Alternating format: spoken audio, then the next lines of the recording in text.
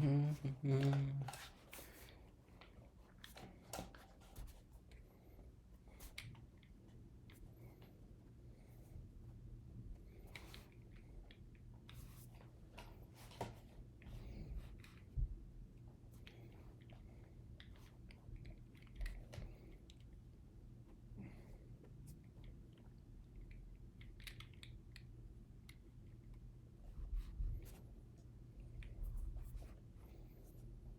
right.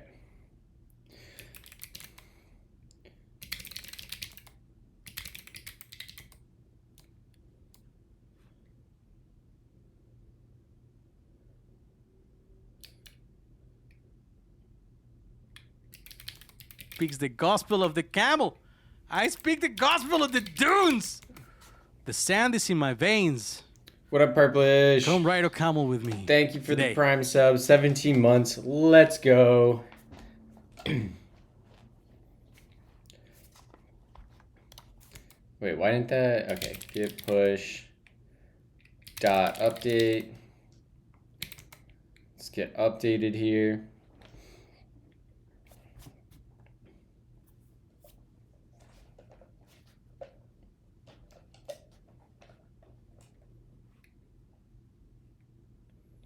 Ooh, we got a NeoVim update. Nice. I only subscribe for the camel. Come ride a camel with me. What up, MS? All right.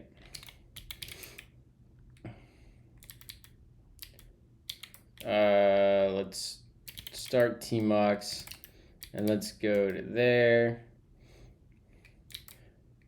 Let's catch up on Twitter quick.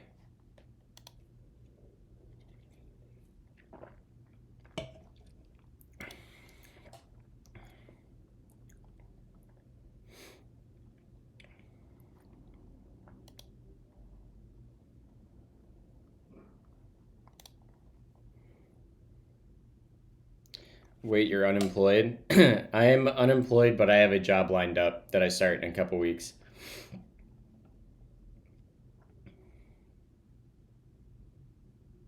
We're gonna spend 4 hours on branded ULIDs. Listen, we're deleting that file, and we're restarting. We're gonna do it right now. We're just doing brands. We're not worrying about checking prefixes at the type level. Dude, my allergies are so bad in the fall.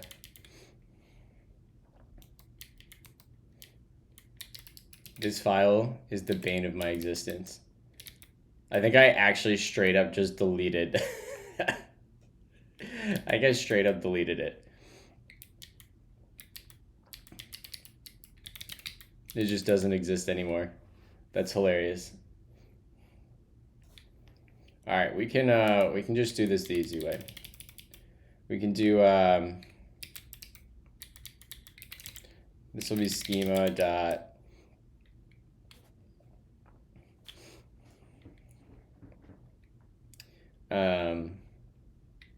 brand, and we'll just do to do quick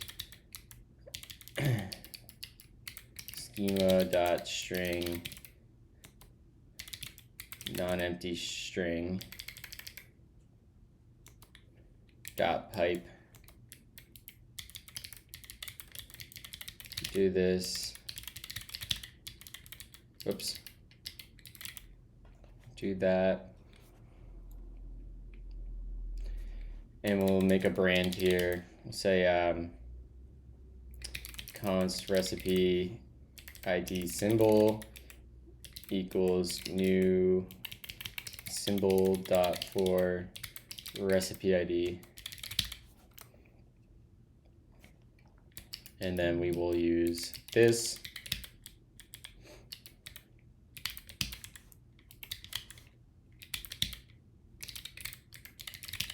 There we go. That's all we're doing.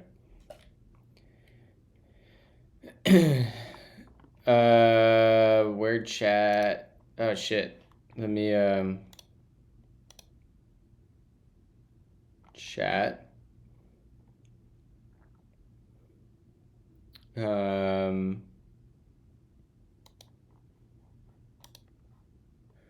shit. The song queue's broken. I forgot I broke this. How did I break this?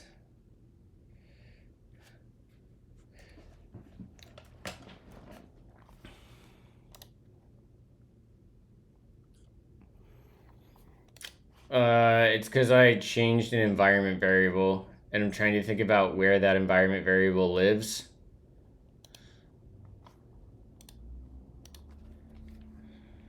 Doppler.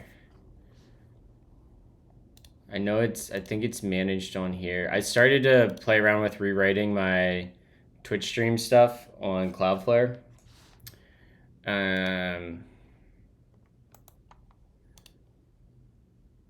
It's not budget sync. Fly.io. Because right now, it's not even running. I don't even have the box started. That would be part of the problem. Let's see if we can get this. One of the things I want to do is convert it from Fly.io over to Cloudflare, maybe this week.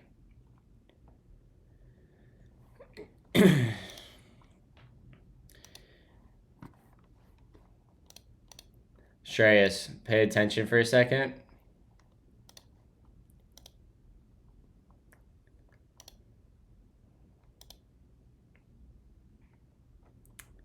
Why is this not loading?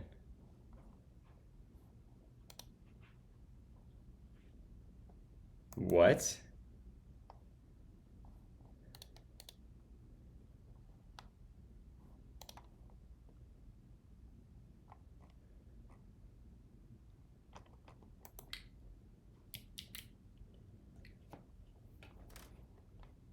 I'm on main.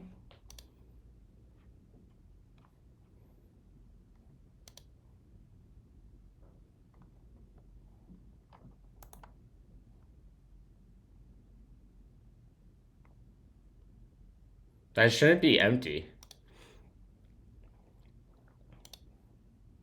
Well, there. This is the Kimmit I was looking for. There you go, big guy. Bashal found it. I just bumped my headphones and it made a noise, and I don't know what's happening.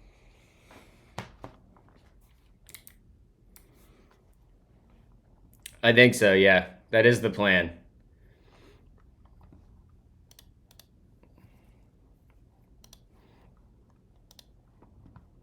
Let's see if this starts up. Search logs.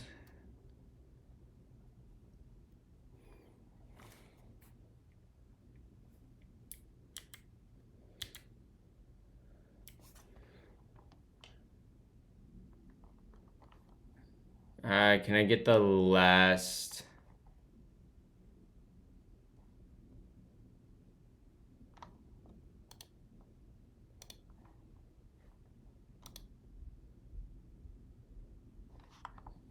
Is it running now?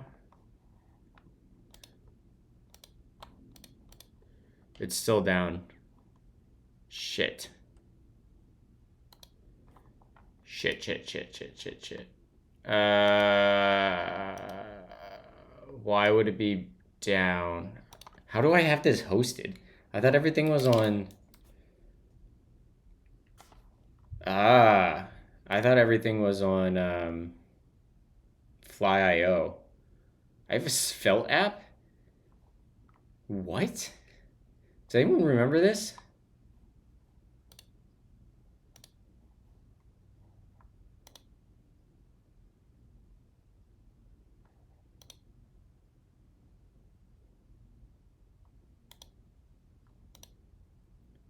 Oh, this is a Svelte app.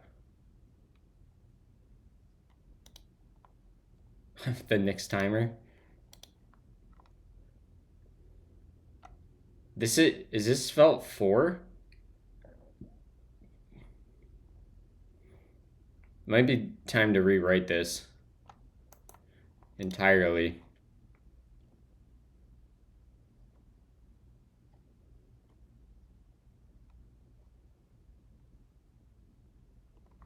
Okay, so that's that. What's our server look like?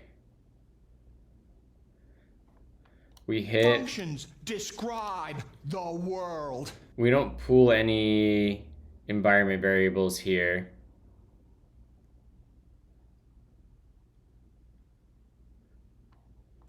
So the server runs over here. All right, if we can't fix this, we're gonna remake this. Personal Twitch integrations, secrets. I think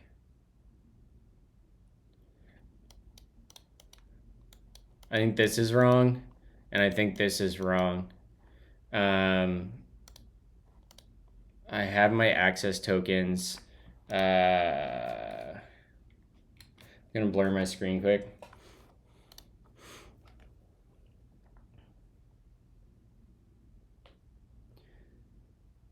Yeah, I'll redeem you, don't worry.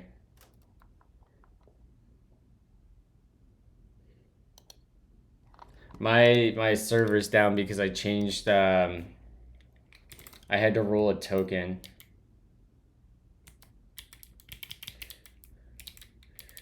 Where the hell is this?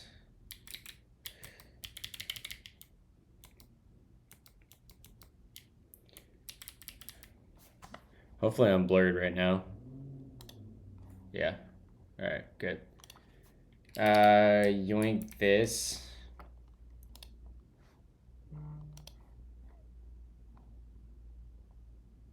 I don't know how to get a new refresh token, which is part of the problem.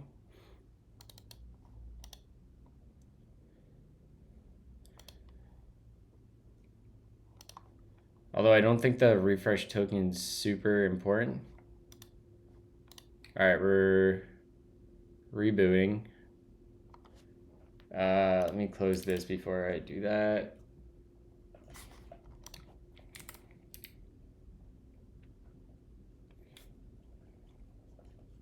All right, there we go.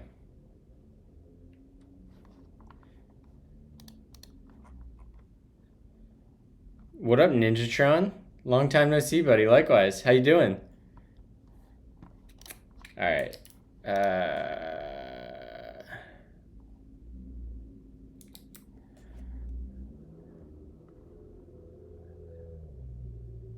The user context for the... What does that mean?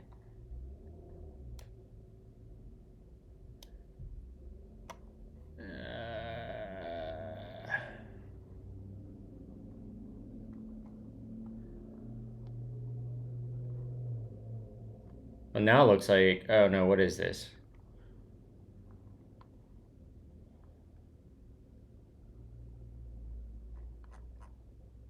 This is problematic, chat.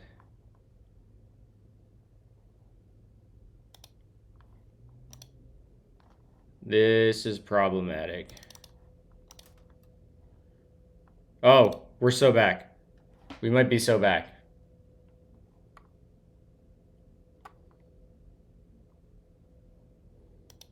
We might need to just write some custom code here real quick. Can somebody...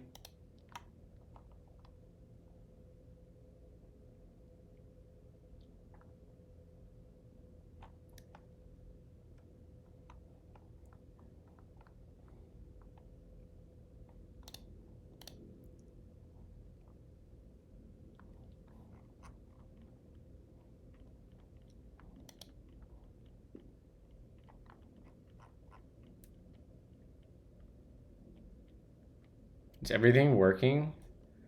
Channel points, custom reward ad. Add user for token. How does this work? All right, we got to go look at... not this, not that. Yeah, get out of here.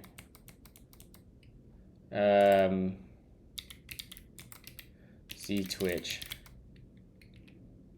in here, there has to be a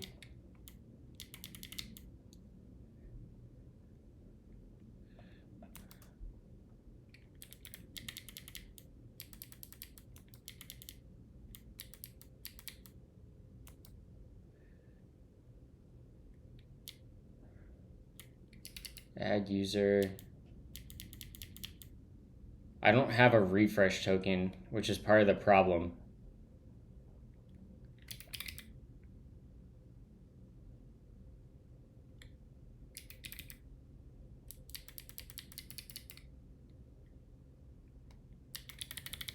What do we call this?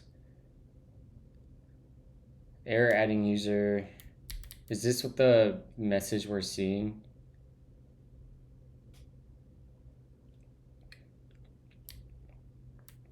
And what's this do under the covers? Didn't we have to patch this or something stupid? You guys remember this from like a year ago? I'm kind of remembering this.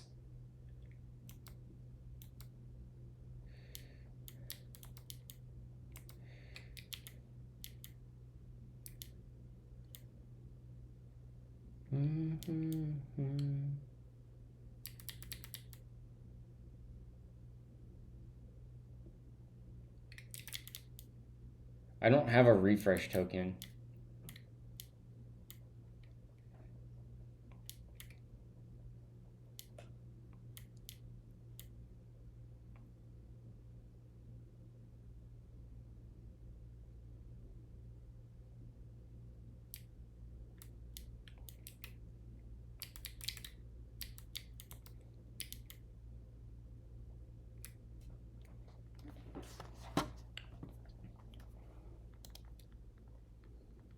What up, Galaxy? I'm doing well. What up, Nunes? Can someone try redeeming redeeming like a song or something?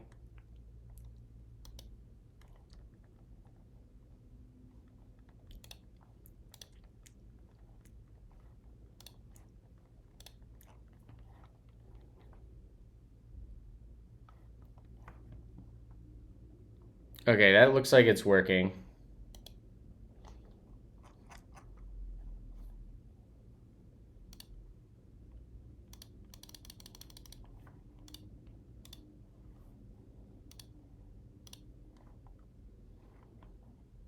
That came from 53, so we haven't seen... I'm just like not seeing... Well, oh, this must be the... Aha, it's not... Alright, I think we're good. I think it figured itself out.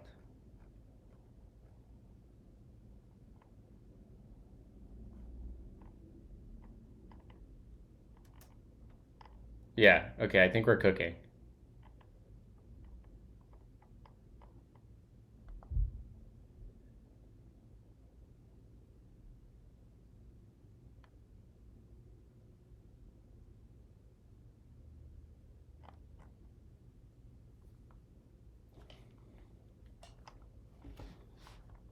Alright, let me check the actual song queue. These should be... Yeah, alright. Alright, we're back. We're so back. We don't have to go down a side quest yet. I do want to move this offline onto Cloudflare, though.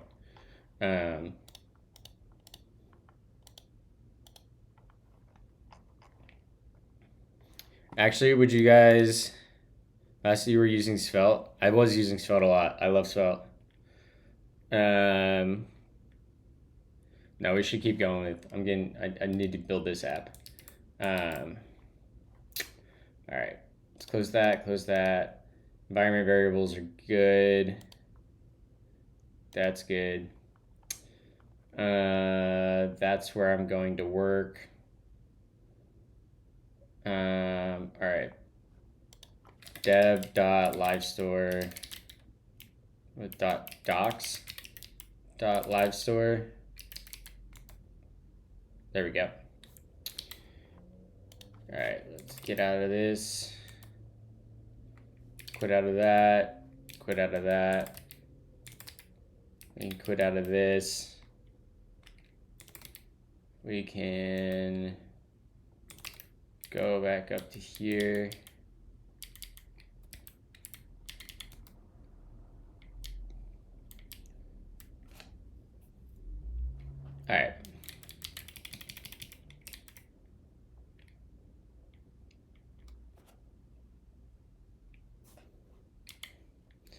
we can do like a, I think we can do a schema.filter here. And this will be,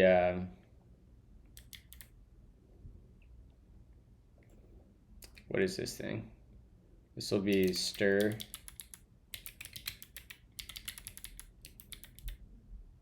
I don't know what A is actually. This should be a string. String dot starts with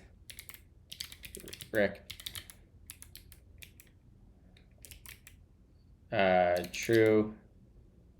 Otherwise, recipe ID must start with rec. Yeah. And we can do another one. And we can do a just do this the manual way and not rely on the type system. This will be import is valid from ULID. And then we'll say const, ignore the first part, this will be ID equals stir.split on underscore. And this should be a stringer undefined, and then we'll say return is valid ID. If it is, we return true. Otherwise, we return ID must be a valid ULID. What are we listening to, chat?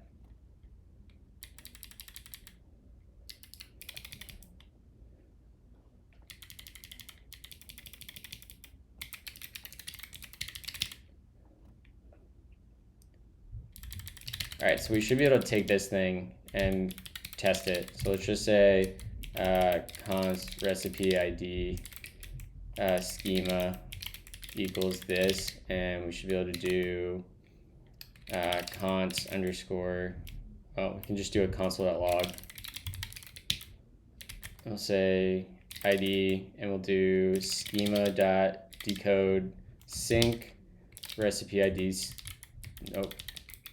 schema, and then we can pass rec, this should fail.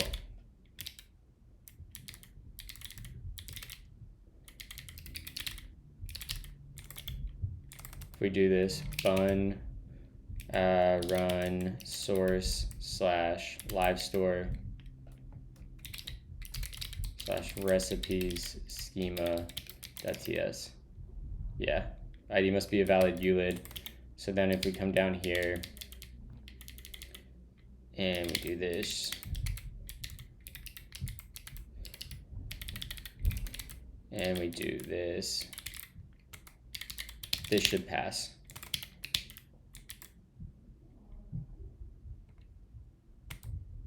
Boom. That's what we should have done last time.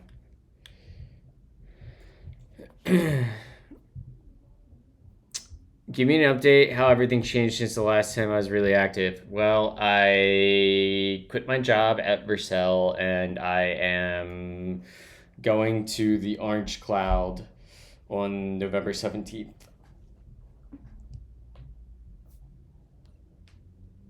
Ugh. Alright, we can make this error message a little bit better. We can pipe some annotations on here. And we can say our identifier is recipe ID. And this should give us already a better error message.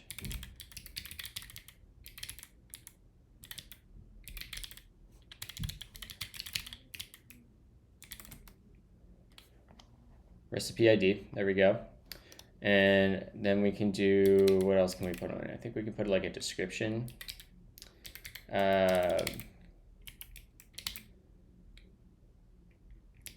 And a branded ID for a recipe follows the format rec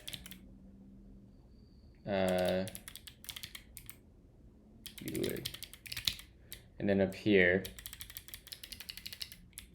we can say expected recipe ID to begin with. We can probably do this in one step, in one filter.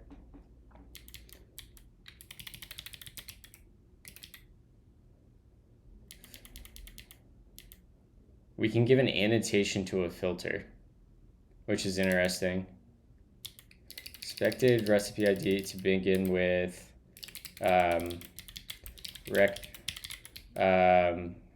but received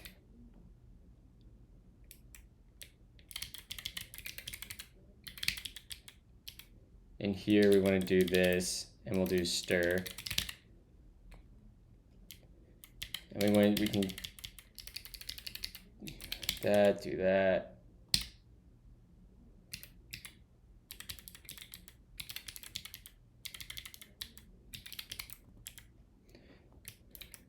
To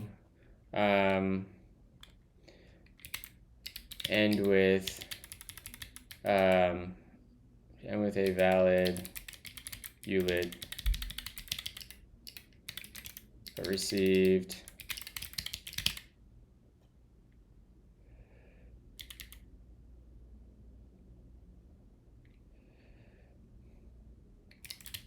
all right, let's check these error messages now. Expected ID to end with a valid ULID but received.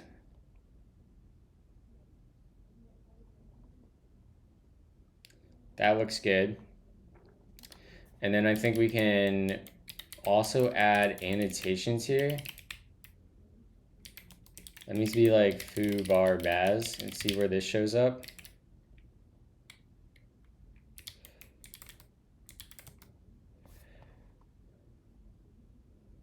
Does foo bar baz show up anywhere there? I don't think so, right?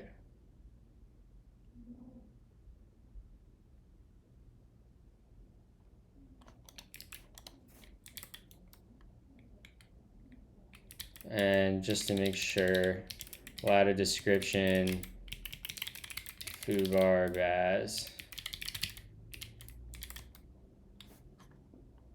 Okay, that doesn't change the output at all. And then let's check to make sure the beginning is right. And let's just do replace this with like a B.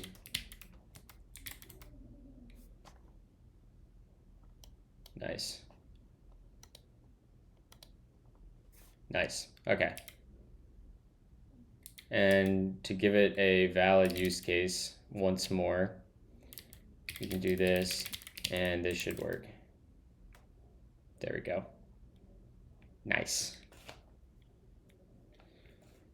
You're right. It does have that.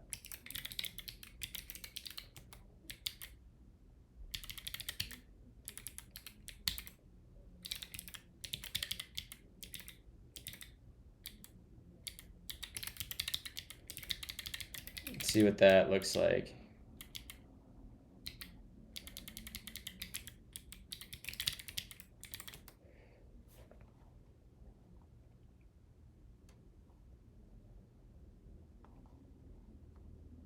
Okay, that looks better. That works for me. All right.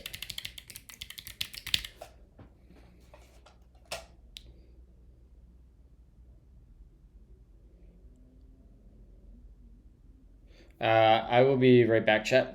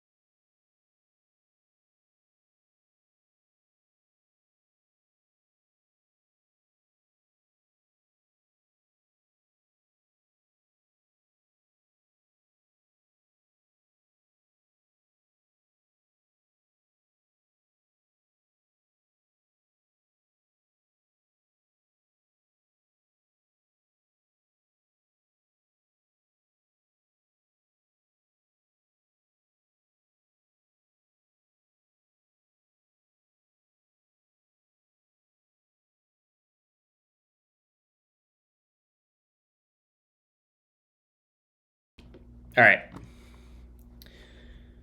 Let's see here. What happened to my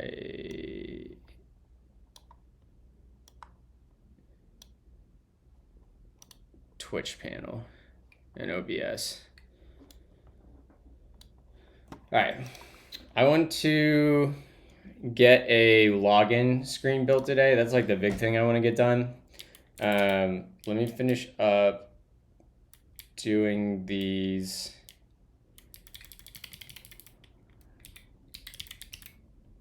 We can come back to this recipe ID schema. We can do that. Yoink that down to here. Paste that there. You could do that. Get rid of this.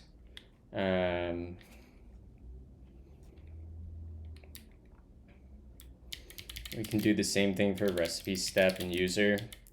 So let's go back up here, yoink this. And then we can go 37 down, paste that in there. Let me get my chat up.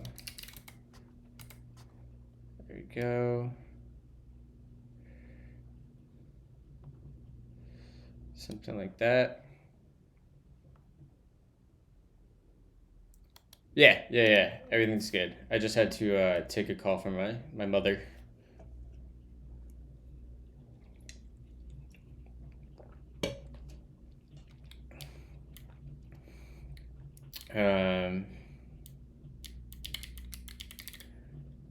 This is going to be change everything here to be recipe from recipe ID to recipe step ID. Dylan, did you answer me yet? You asked what's new. A lot. I'm trying to think about the last time I saw you, Nunes. At Vercel, I shipped and rewrote the domains registrar services and built the fastest domain search on the web. So this guy here, Nunes, super fast.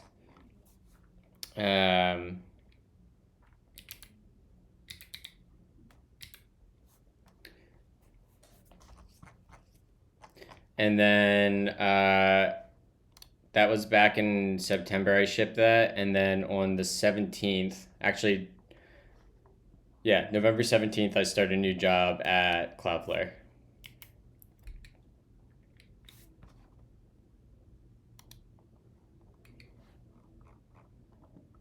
Cloudflare called it.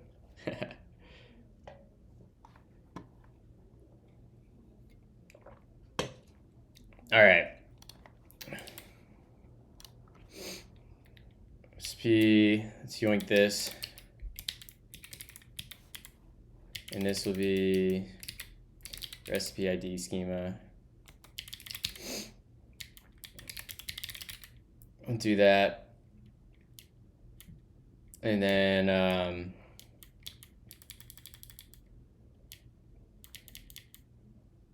get rid of that. Get rid of this. Do we have users up here yet? We do have this. So let's type user is going to be this read only. It's gonna have an ID. So it's a string for now. Basically take all of these.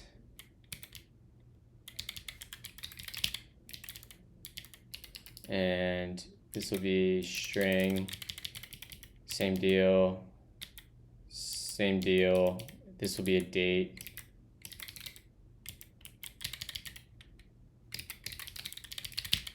And then we can use the, look at that, chat. Oh no, not supported conversion, read only. Damn, okay, we can fix this.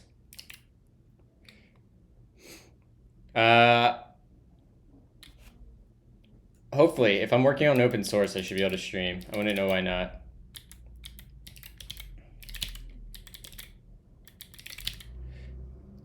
Thank you, thank you. Oh wow, Cloudflare, I really thought you got poached by Mike in effect. Nah. I probably would not have left Vercel for a non-public company. It would have been hard to make it financially worthwhile to walk away from Vercel. It would have been hard to walk away from Vercel and to take non-public equity anywhere else, because I still think Vercel is going to do well. So the fact that Cloudflare is already public and I get RSUs that I can liquidate whenever I want played into it.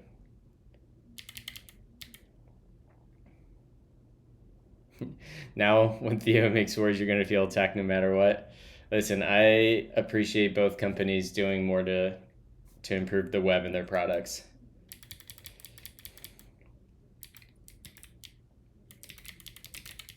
All right, we got that. And we want to do basically the same thing. And we're going to make a user ID instead.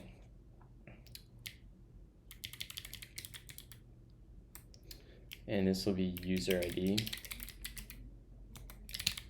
And rec. This will be user.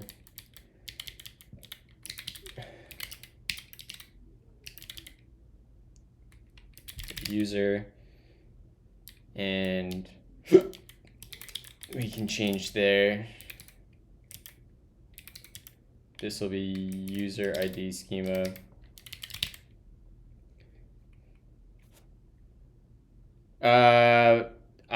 If I'm working on open source stuff, I'm going to ask if I can stream, which I don't know why that would be a problem.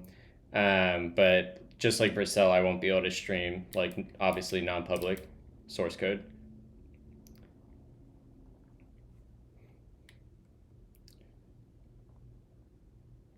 Oh yeah, I never touch LinkedIn, and technically I'm still supposed to be a little hush hush about it until the end of this week, as an ask from Vercel, but I feel fine saying it on stream.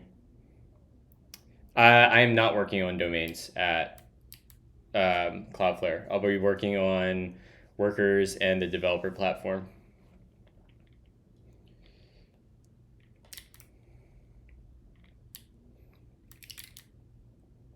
All right, so we got that. I want to go look at the schema we used over here on this app. We might as well update Lazy while we're at it.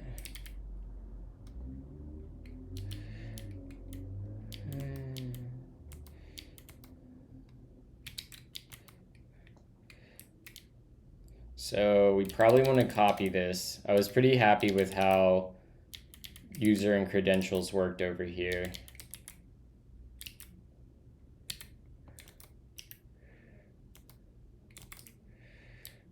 Let's just drop that like here. And we can copy all this stuff.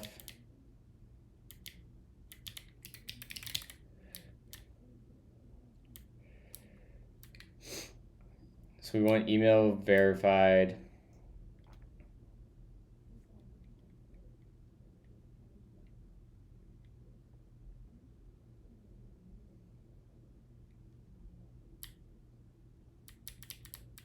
We don't really need email verified. How am I going to do this? Because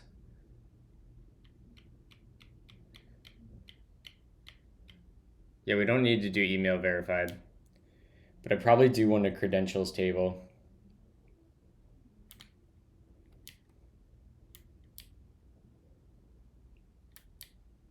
And probably a session table too. I wonder if Johannes has anything written on authentication.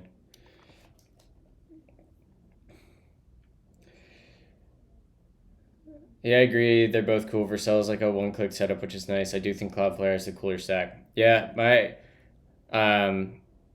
I'll wait for this ad to be over to answer that. Let me see if he has.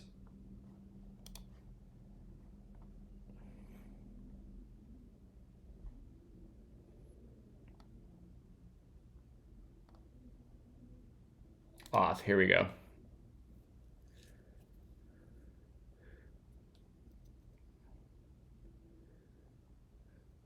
Sync payload. We send to JWT.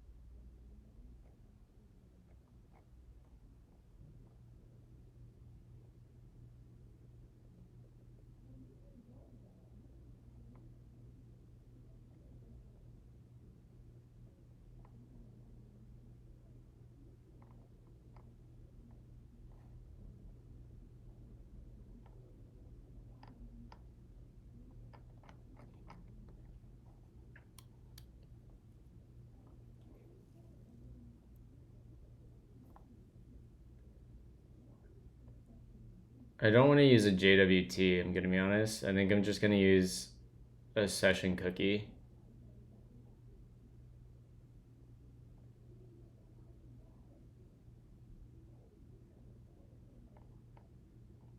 So what's sync backend?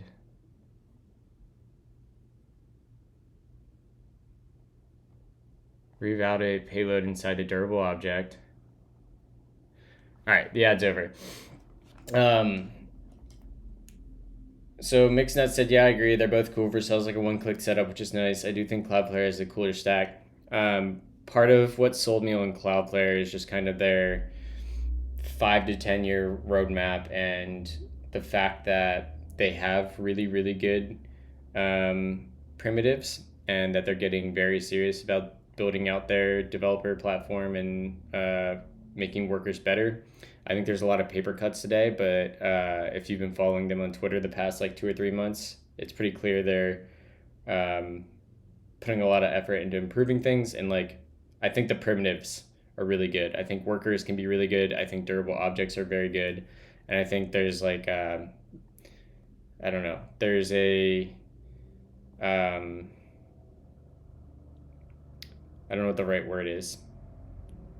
The fact that like their workflows and their queues and their agents are all built off of workers and durable objects, that everything composes so nicely, that's really attractive to me. And I also like, I don't know, I prefer infrastructure as code as opposed to framework defined infrastructure, which is like a big contrasting thing between Cloudflare and Vercel, right? Vercel will automatically provision infrastructure for you based on Functions your code. describe So like the if you're world. like using cache stuff in Next or whatever, or using workflows, like it will provision different stuff. I'd rather be explicit about my infrastructure. I think, yeah, durable objects are sick. And yes, I'll be remote. Verify. This is fine. All right, this is use the sync flow to send custom to my sync backend.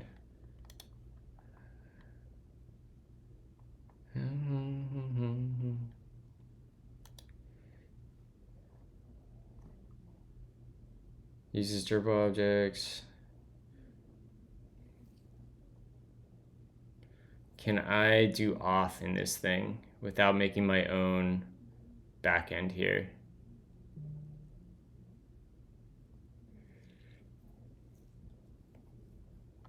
Thank you for the follow, Fat Elf.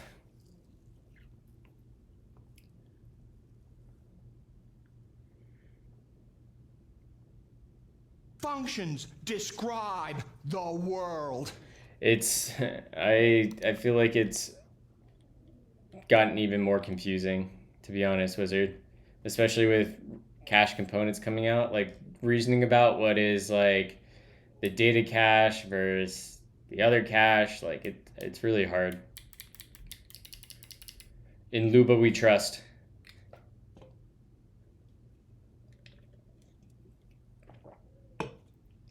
I think she's got the right vision.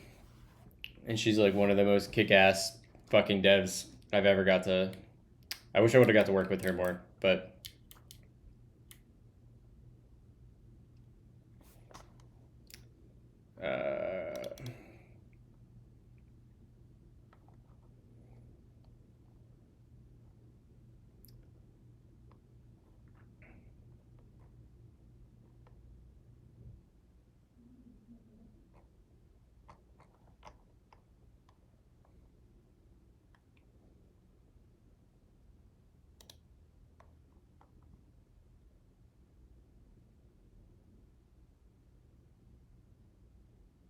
create the sync backend.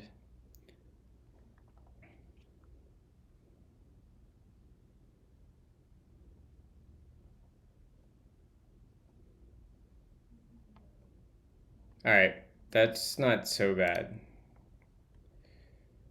Deploy.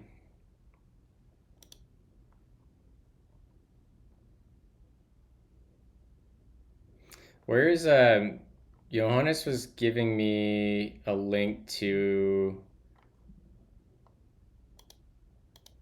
Here we go. We can pass it a schema and get a table. State.SQLite with primary key. So we can come in here.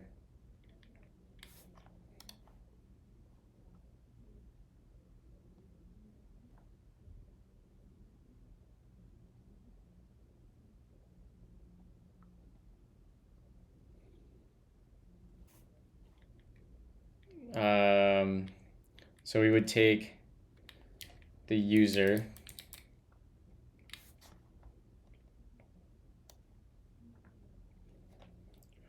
Might be a loaded question, but I wanted to ask your opinion. My background is coding. Encoding is via a bootcamp that covered HTML, CSS, JSS, and a tiny bit of React. I ended up assisted teaching this bootcamp, but I am about 4 years disconnected from touching any of this stuff and have been missing it lately. Was curious if you had recs on how to go about that and how relevant those skills are, or what to dive into and mess with instead. As far as like relevant tech in that kind of space today, like obviously React is still super relevant. Like learning all the new APIs in React 19 would be good. Just continuing to improve your foundation in JavaScript and TypeScript, like that's going to go further than anything. You can't really go wrong learning like Next.js and like Next 16 that came out. Like that's going to have the most jobs. TanStack is another alternative React meta framework that is getting a lot of attention.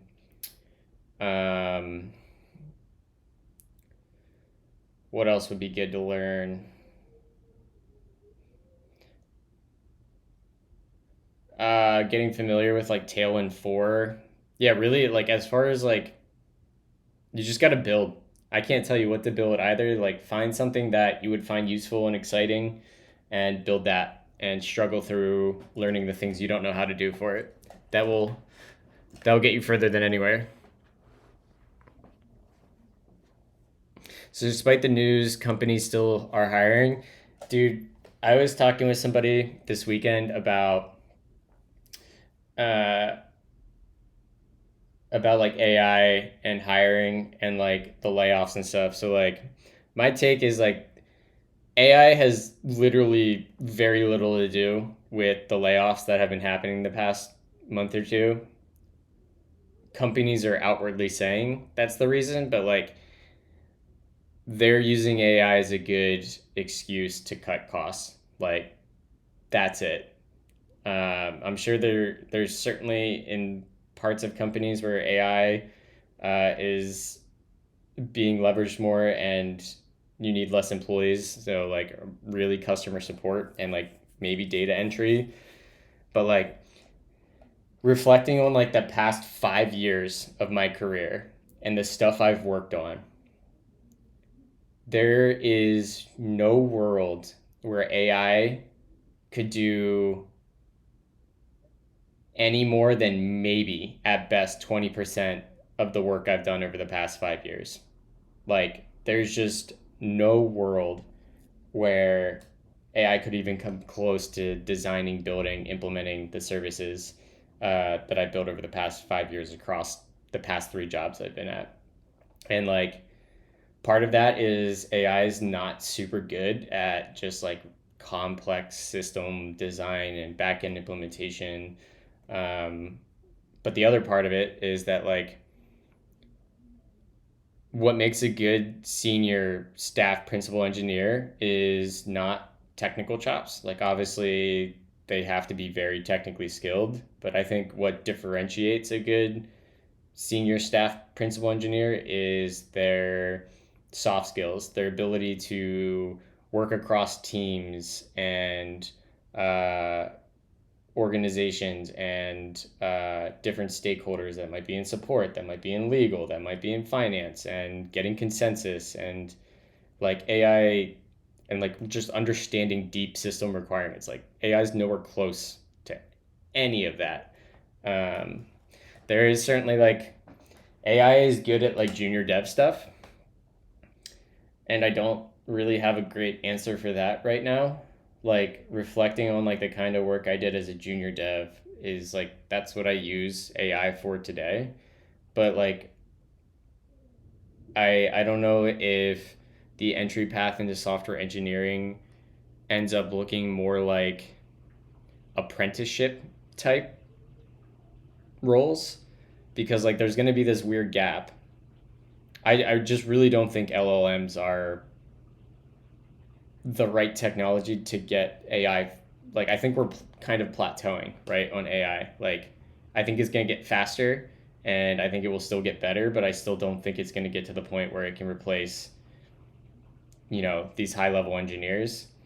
And there's going to be this tension where like the engineers that have all this experience are going to be more senior, and there's going to be like this gap of like, well, we're using AI for junior devish type stuff, but now we don't have junior devs to train up into senior engineers, and I don't see AI moving fast enough or changing enough to like stop that gap.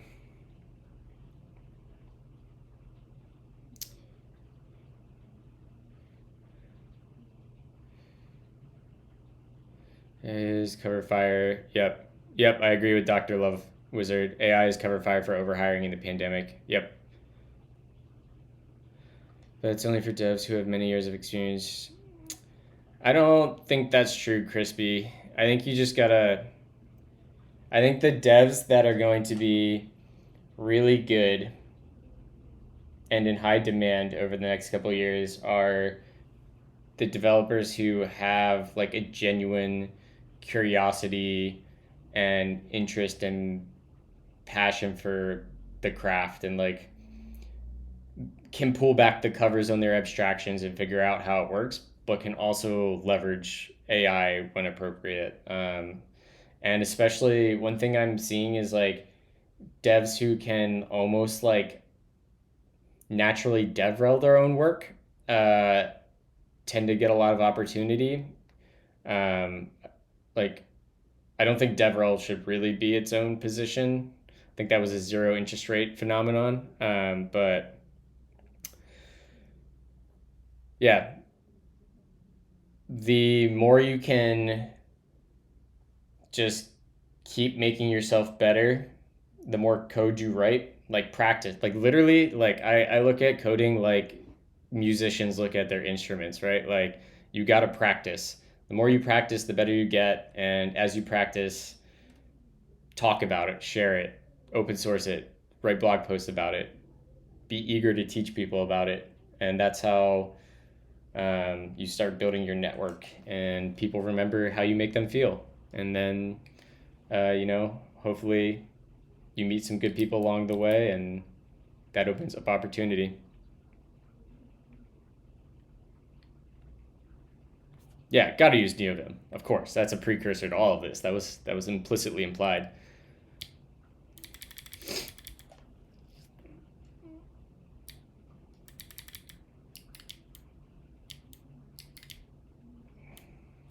All right.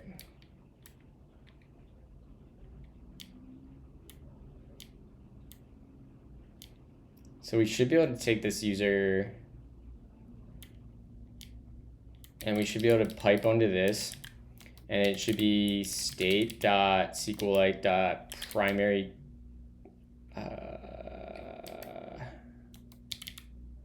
like that.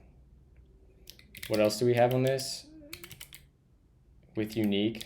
Okay, so we can do we can basically do the same thing.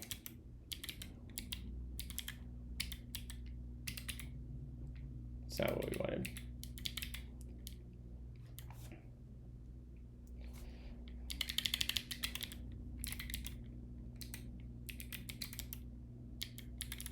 Paste there. This will be with unique.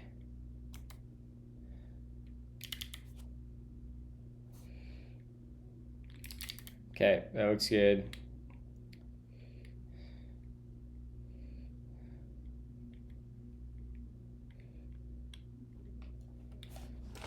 No, CS degree is like I almost don't give any merit to college degrees on job applications. I care what you've done. Like, show me what you've done, what you're excited about. That's how I evaluate. Like, I'm not the first line for resume screening, right? So like CS degrees are helpful. But like only past resume screening. And honestly, like my best advice is like, especially with AI nowadays, like submitting resumes to job portals is a losing game. Like, build a relationship with the companies you're interested in and try to get to know the engineers there or the EMs there, and like make a personal connection there and try to get in through knowing people.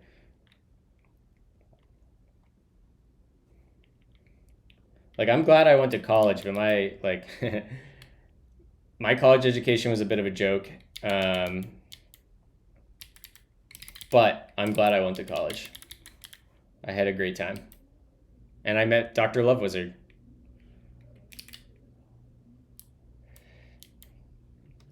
All right. So we should be able to take this user and let's come up here and take this thing and move this down. And we're going to put that below the user. And in here, rather than columns, I think we should be able to, based on the docs, do schema.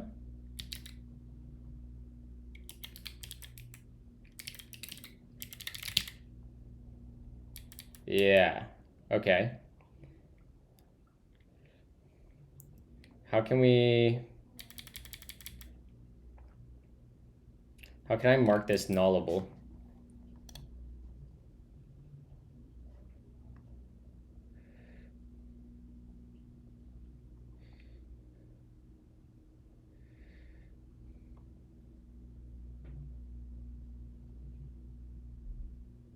Optional must make it nullable.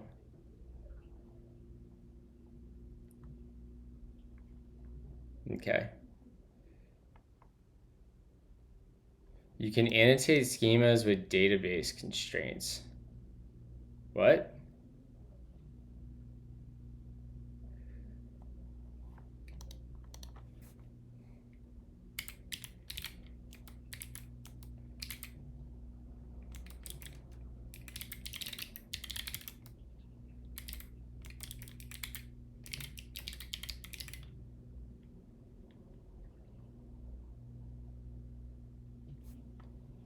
Auto increment, default value, unique constraints, custom column type. Did you do any leak code problems at this job you got hired on? So for Cloudflare, I didn't. I went through a bit of a unique hiring process, um, as they reached out specifically to hire me, and I went through a little bit different of a hiring pipeline. But my understanding is they don't really have that leak codey of an interview process, and like honestly, Vercel doesn't either. Like Vercel has a live coding section, and um, like at worst, or maybe at best, what would be the right phrasing? At worst, it's a leak code easy. And even then, like the guidance is not to necessarily worry about the candidate getting to like the optimal answer. Like when I'm giving a live coding interview, even if the problem is a little bit more leak codey in nature, like I'm looking for you to kind of talk through the problem, understand the problem, consider like design constraints early on, and talk about the consequences of it. Talk about trade offs, where you can optimize later, and then really looking to see like how you iterate on your solution. That's what I care more about than like you getting the perfect O1 data structure. Like I don't necessarily give a shit about that. The interview, Godzilla, the job, Lua, facts. I also had 7 or 8 interviews with Vercel too. I really like Vercel's system design interview. I love system design interviews. They're my favorite. I also like giving system design interviews, because I feel like I can get the best signal out of a candidate in a system design interview. Like coding is just so. I don't like leak codey type coding. The best live coding interviews that I've ever gotten signal from when I was at Formidable Labs. Formidable Labs was like a JavaScript, React, TypeScript, Node, GraphQL consultancy that was actually had like a similar reputation as like Vercel back from like 2015 to like 2021, 2022. Like half of the React Native core team was there. Part of the GraphQL team was there. We just like they spoke at every conference. And our live coding interview was we gave you a partially completed React app, and we had basically 7 tasks for you to complete. 4 of them were mandatory, and the other 3 were bonus. And the app was a point of sale app. So like you can imagine like if you were working at a grocery store, the app that the cashier uses to like put in like data, like what you're buying. Like I'm buying like 6 apples, right, and tracking the price and all that. So like we had this partially completed app, and it was using basically like all the new APIs. We kept it up to date with like new stuff that was coming out in React. We had gotchas around like JavaScript, like some stuff with splice versus slice, gotchas with hooks, some stuff with context, and you just had to work through that. And it was like so much like the day to day. Like, you know what I mean? Like these are the kind of code you're going to be writing on a day to day basis. And really, like, if you're saying you're a React and JavaScript expert, then should be able to work through these bugs and implementing these features. And it was so good. Let me catch up on chat here. Have you... I just lost my spot. No, I don't start at Cloudflare until the 17th.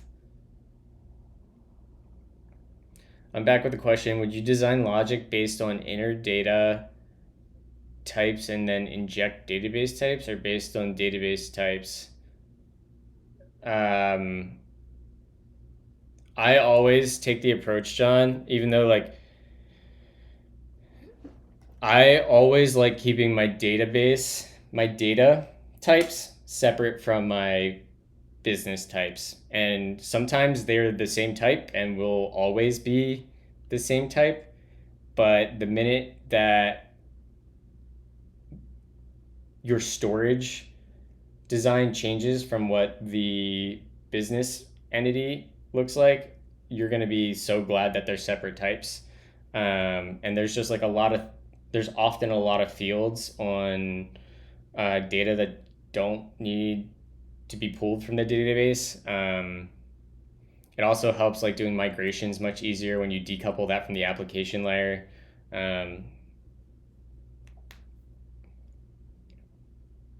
I would consider myself a full stack dev. I've been doing full stack genuinely since 2013. Speaking as a US developer, the industry has changed and will likely not return to guaranteed job. Before companies could write off the R&D. Jason, that tax credit is coming back.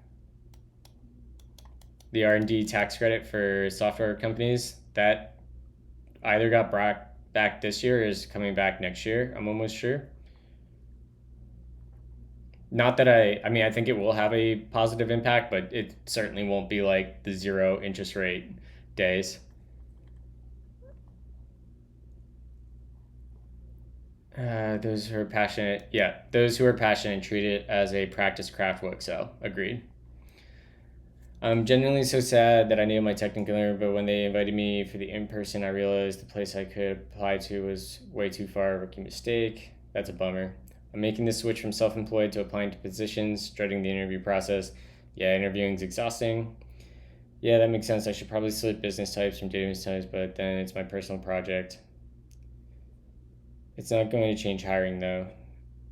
Yeah. I'm a front-end developer, but I would like to be a full-stack dev. Which projects or topics do you recommend to learn? You should learn how to build APIs and design database schemas and do authentication. Okay. Functions With calling type describe text. the world.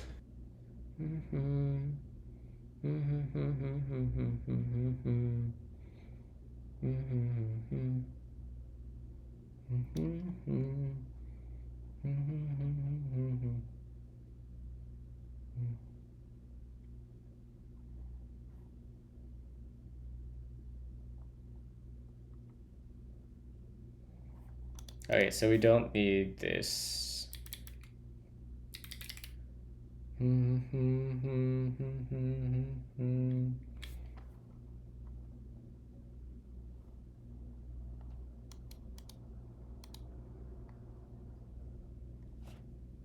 SQLite doesn't have a date type, does it?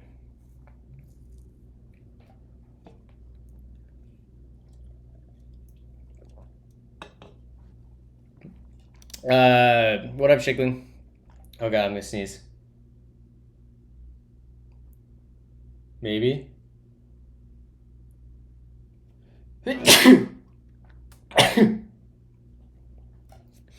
Not so far.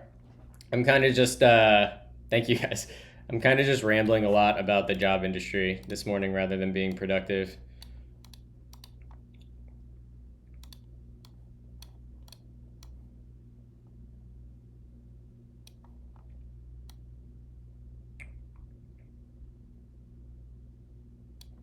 All right.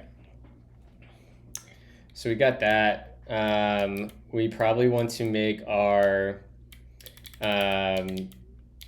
what was the next part here? We got the user.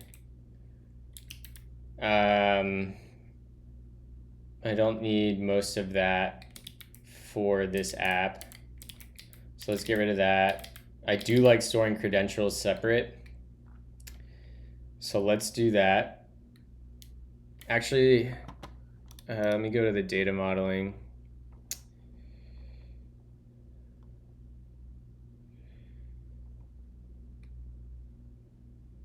To-do app with workspaces.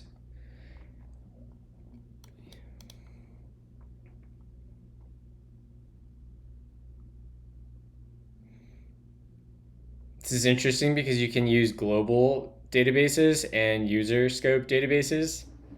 And I'm assuming that's all by durable object. So yeah, just another regular Dylan morning. Exactly. Me acting like I know what I'm doing.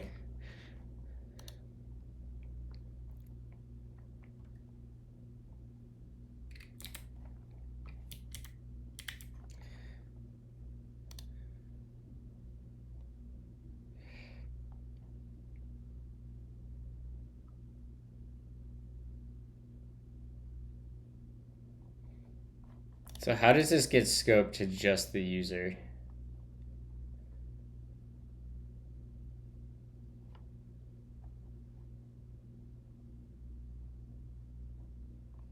This is workspaces, or no, users table.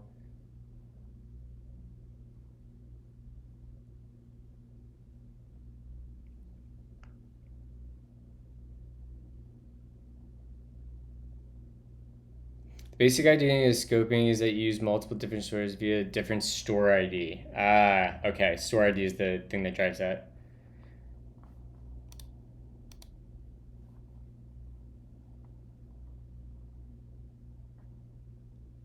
So I'm curious if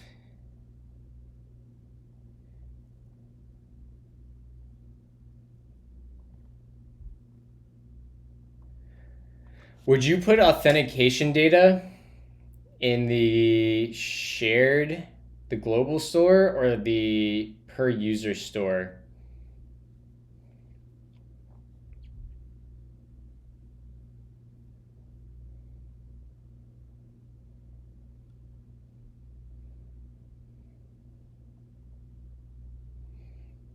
Like, I think if I were architecting this normally, like, I would.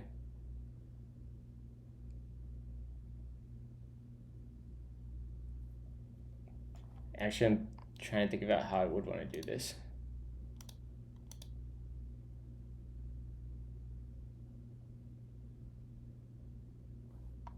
Yeah, into this.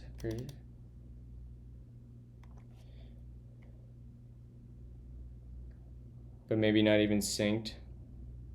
Yeah, that's kind of what I was thinking, like putting it in a D1 or something.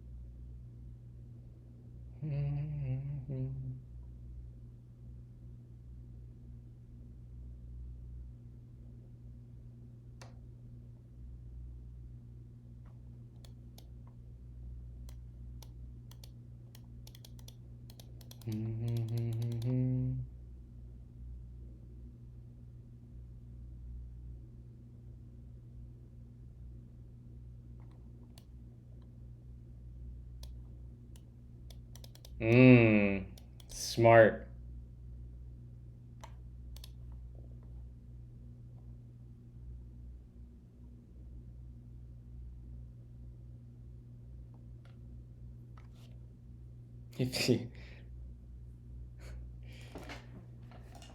Johannes would never hold me hostage.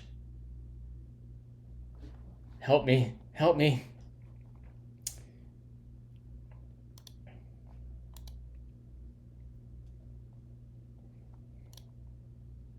All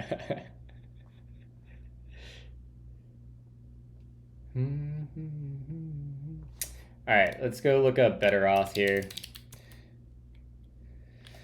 I just want to do basic.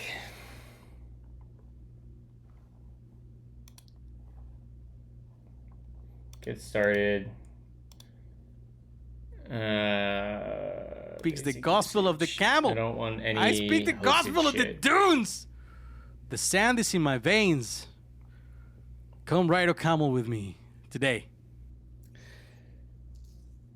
Let's go. Thank you, Wizard. Thanks, Sebastian.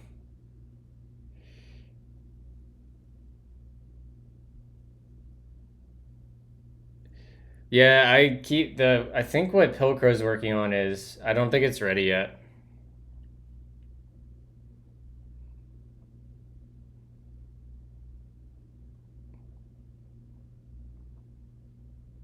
Speaks the gospel of the camel. I speak the gospel of the So you dunes. can use the auth API sand is in my methods. If the veins. server cannot return a response object, Come you'll ride need a to camel manually with me parse and set. today. Does this create a actual response? Once the user is signed, you don't have to use to actually a session.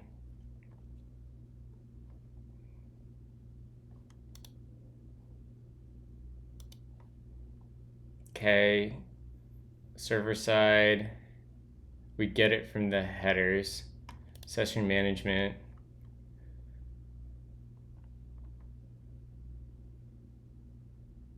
This is what I want here.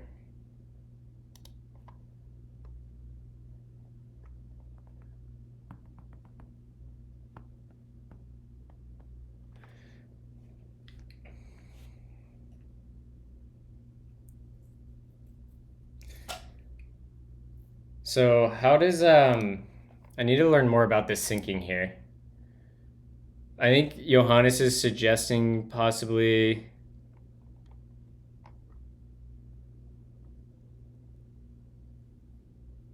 not even using a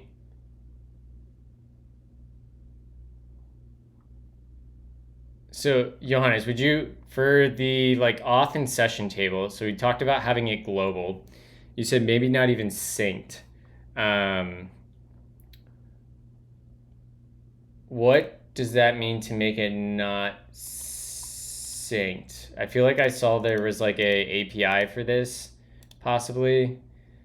SQLite schema.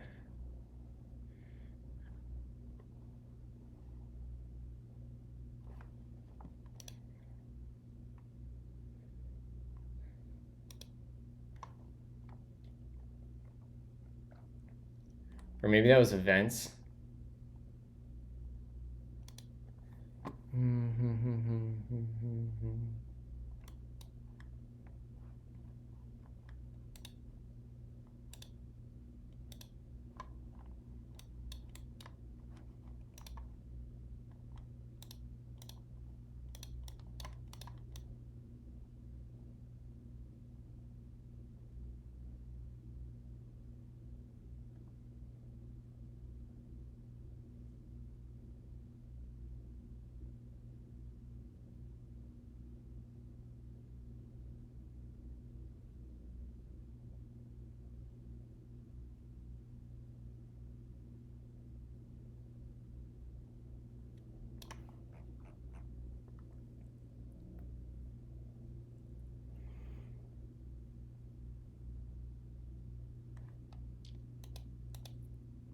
This is a page stream.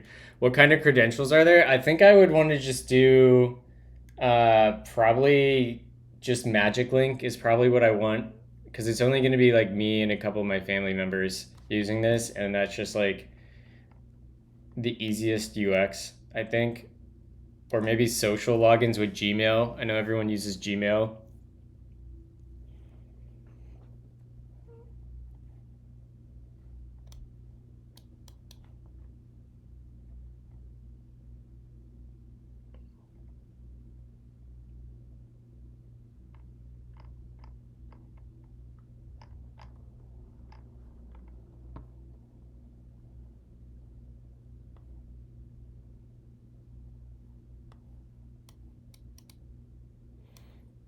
So conceptually, any store in LiveStore that needs synced with all the data from that store is going to get pulled into the client. Is that correct?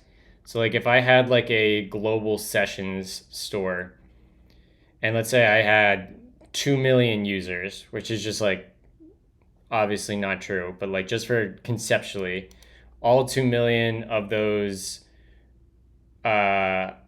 entries would get pulled into the browser in the SQLite DB. Is that the right way to think about it? Like any store that's required, the full thing gets pulled, which is why sharding is important.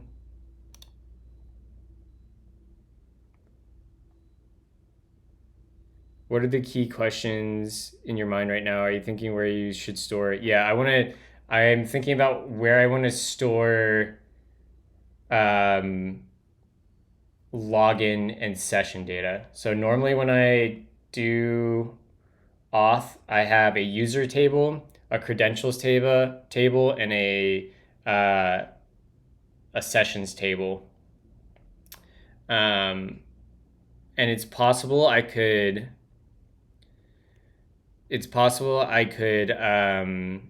scope all of those to individual users, right? Like because it's backed by a durable object, like that seems reasonable. And a user could have sessions associated with client IDs.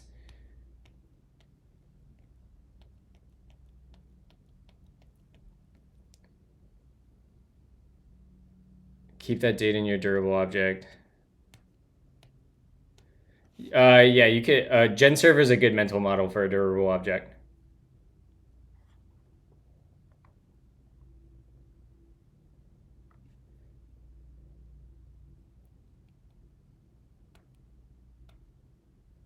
Okay, so if I'm not going to sync it, all right, let's actually get some UI built. Let's go to V0 and get some UI built here. How much? I don't know how many credits I have right now. We might need to like I actually used a prompt at Replit the other day that was pretty good for this. I wasn't super pleased with how this came out.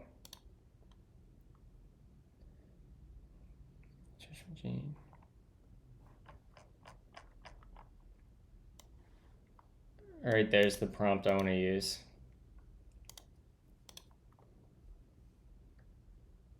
Yeah. I can do that, Johannes.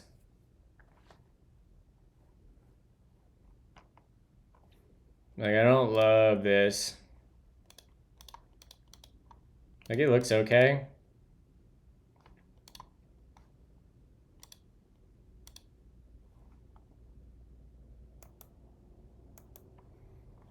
We'll see what V0 can come up with. Like, this is supposed to be like a component library, not an app.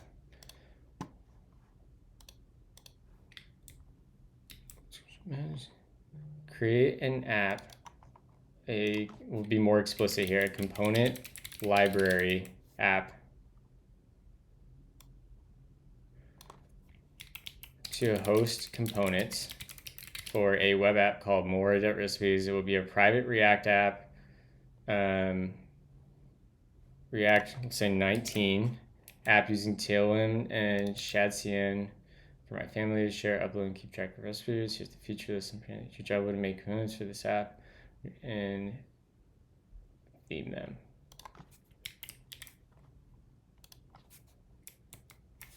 All right.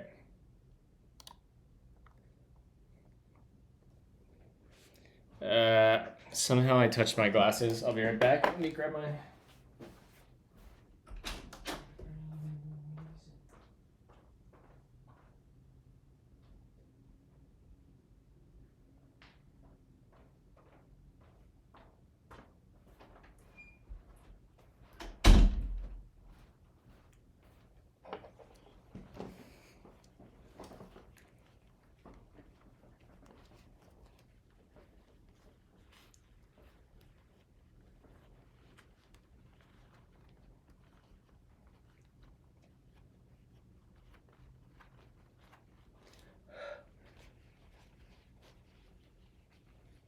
Sebastian, you still here?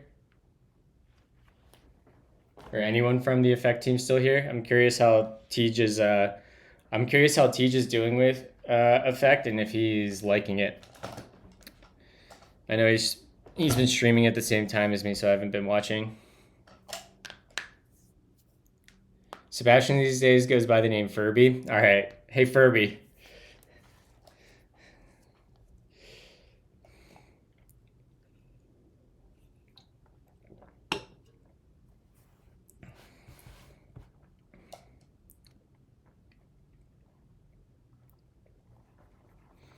Come on, V0.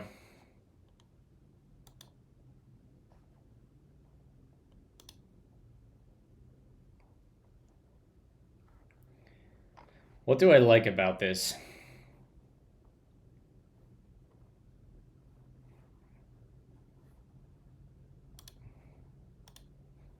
I like that. Kind of.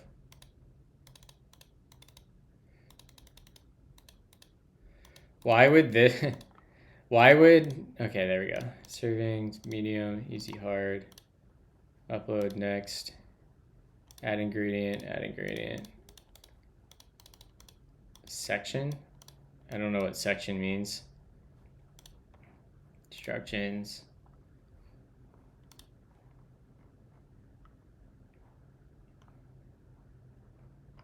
This is pretty well.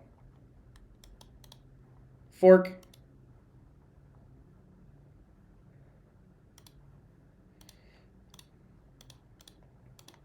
All right, there's some stuff here that's pretty good. Definitely also check out the client document concept.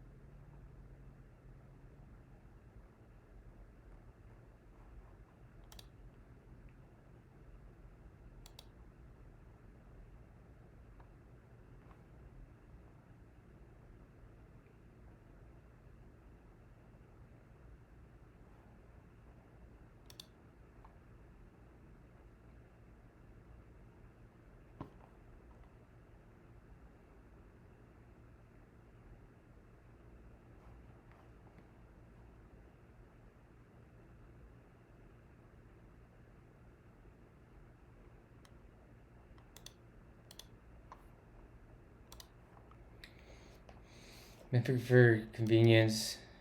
Client only, goal similar. When schema changes in a non-backwards compatible way. Previous changes. Don't use client documents for system.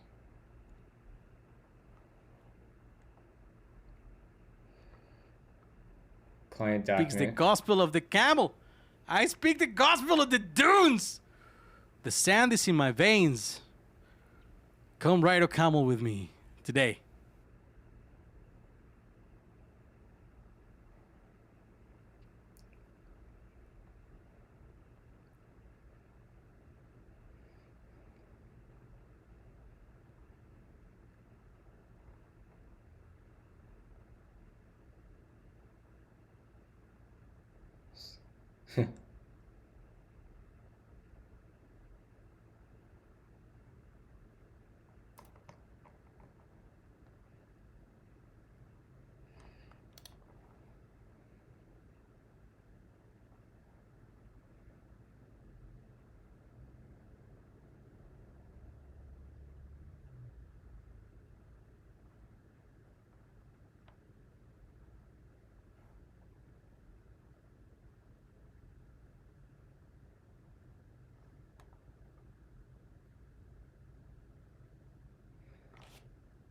So this is basically just like persisting state to like local storage. This is like doing something similar as like what would storing state in the query params. Is that similar? So the client documents are a convenience layer around local SQLite tables that make it easy to deal with non-synced state. There we go. It'd be cool to have some integration with query params here, potentially, just as a random initial thought. It's usually recommended not to distinguish between app state versus app data, but rather keep all state. It means you'll rarely use, yeah. Okay. All right, did we get something cooked here? Bro, I hate this font.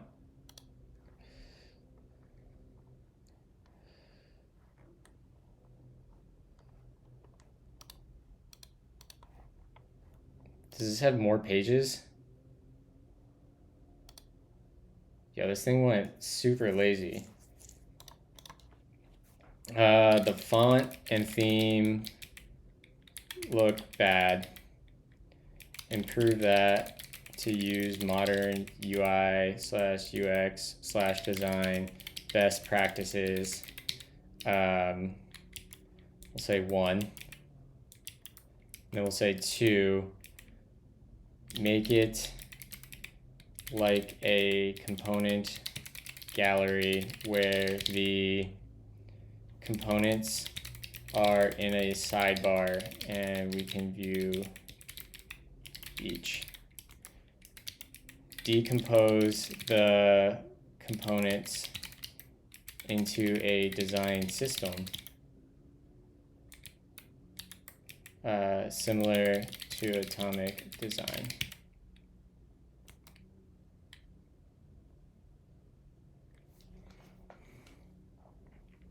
I can also recommend using TanStack Start in combination with LiveStore. Sweet. Maybe we'll play with TanStack then. Is there a Svelte adapter yet?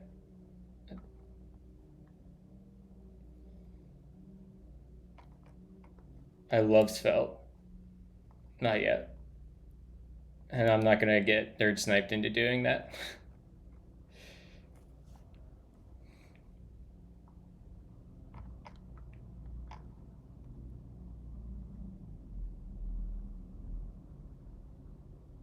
I'll tell Elliot that I told him to do it.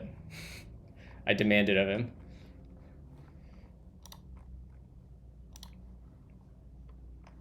Some of this is actually, I wish I could, I don't want to upgrade. Can I just change this to, didn't say I had other credits?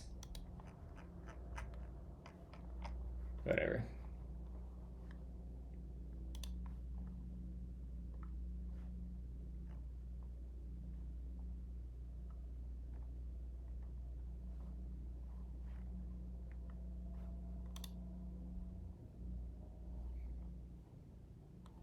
Like, this looks so bad. Replit actually destroyed V0 in this case.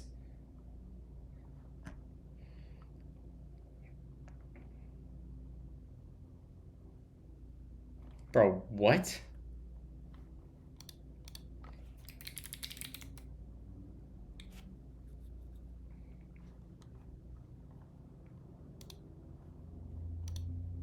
This still looks horrible. I think I have an old project. Possibly. Can I search recipe?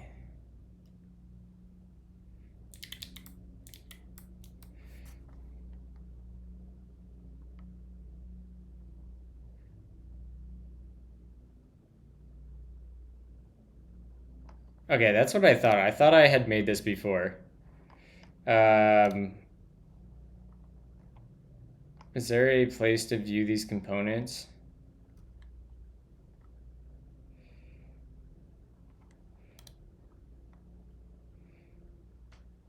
Great. What a lovely password.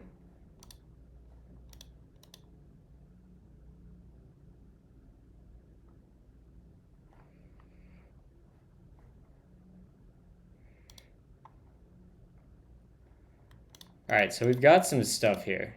I think this is what I want.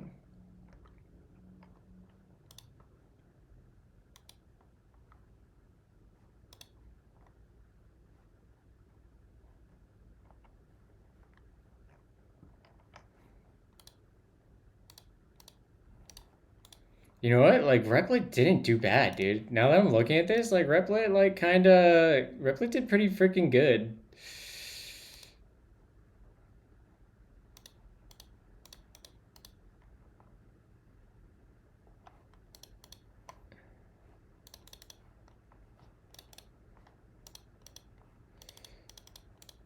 All right. Um,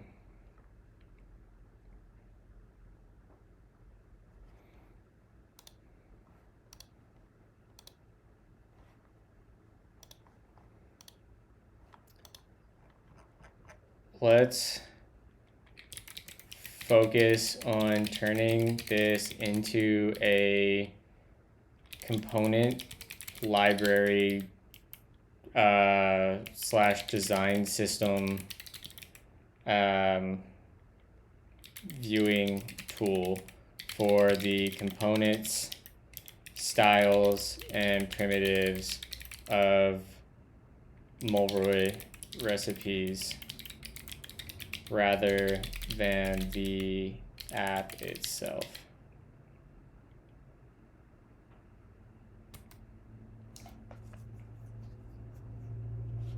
Am I gonna pay for those V0 credits?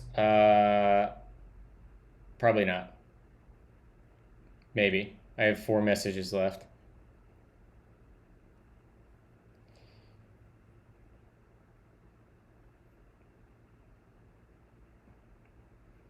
I could also clone this and have Claude do it for free. Okay, let's ban you.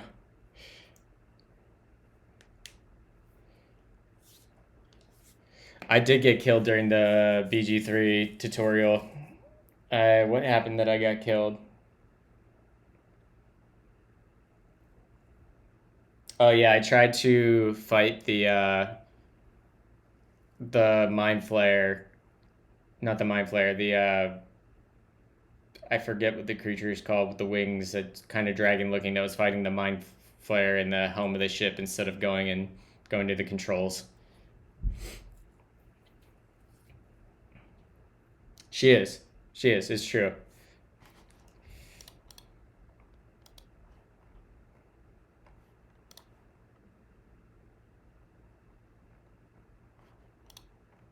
All right.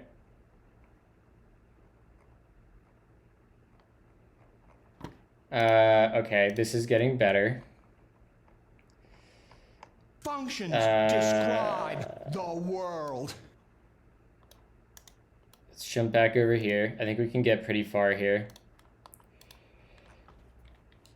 Let's create components, atoms, primitives, and styles for the following features.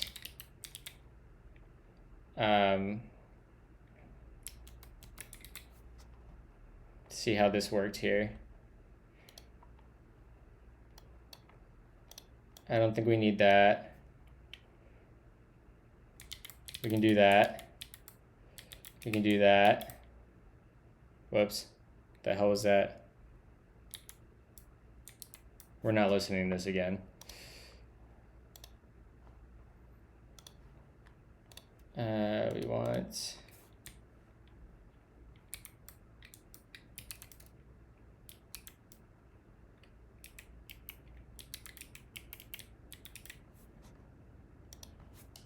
recipe rankings, comments.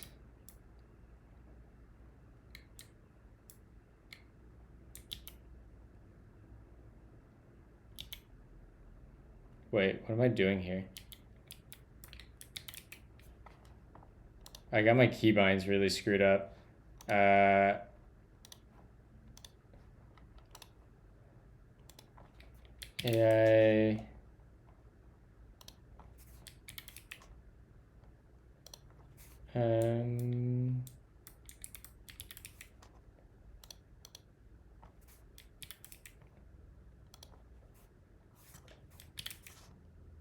Cook time.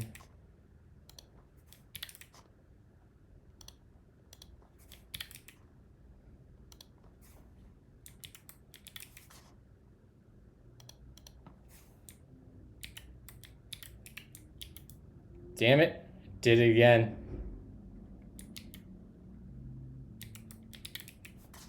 Sorry, chat.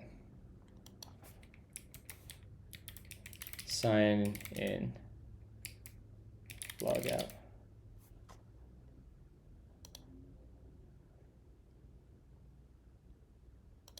All right.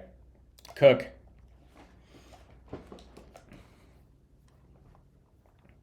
What's your opinion on my plan to redo TOL where I cannot use any Stack Overflow or AI to relearn how to code and problem solve? I don't know what TOL is.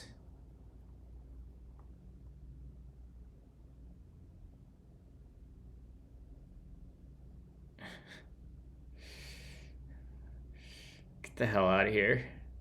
And by the way, after my question, what is the browser using? I'm using Arc. I don't know what TOL is, Noons.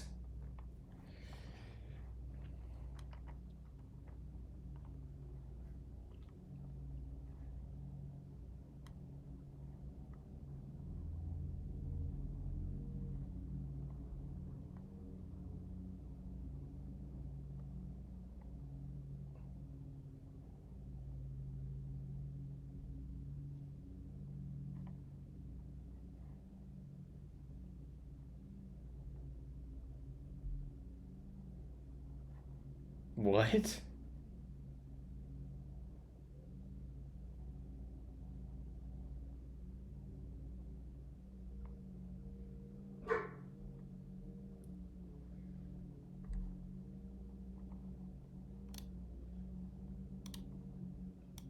What just happened here?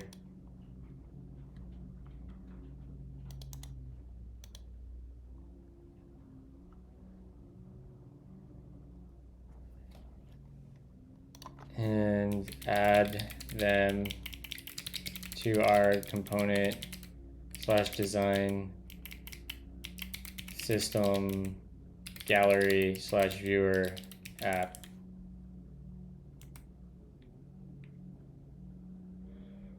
Anders, what's happening?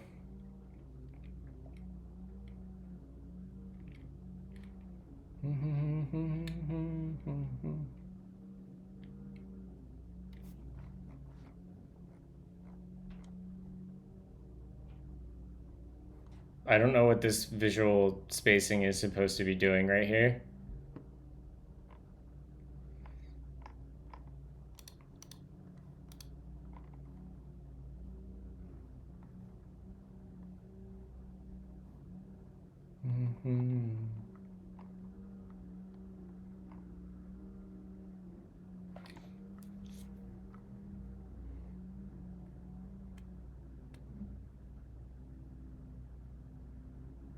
All right, here we go. We're breaking into. This is what I want.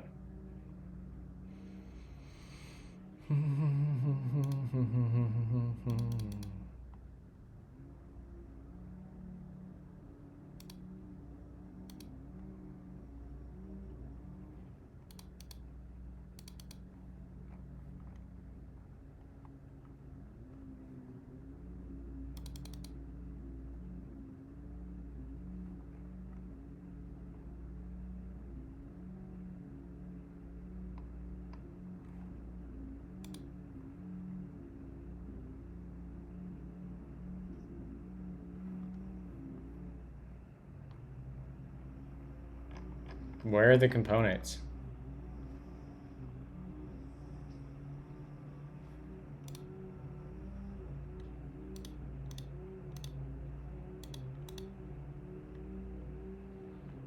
Dude, what? Add all components, atoms, organisms, molecules to the component,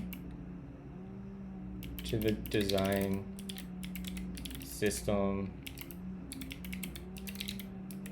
pages. Use a sidebar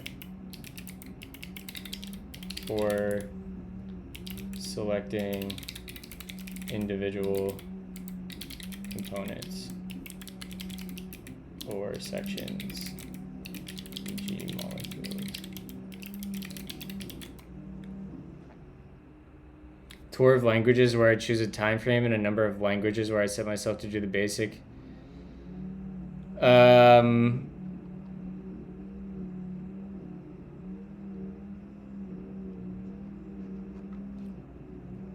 I don't know. I'm not a huge like doing a bunch of the same thing over and over again with a bunch of different languages and isn't how I learn very well. Like I need to go deeper on a specific language or tech. But like if you think that's going to be exciting and fun, then I think you should do it.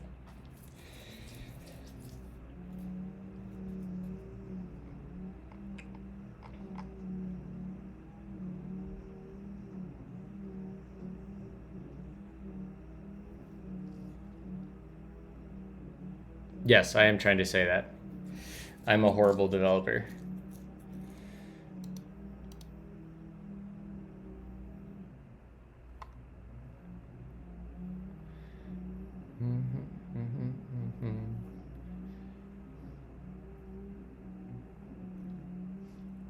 Functions describe the world.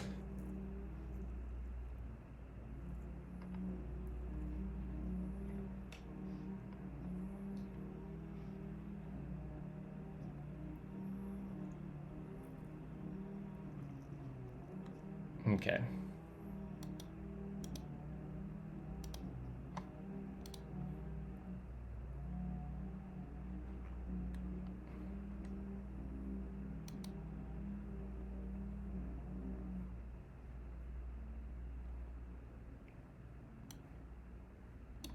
What?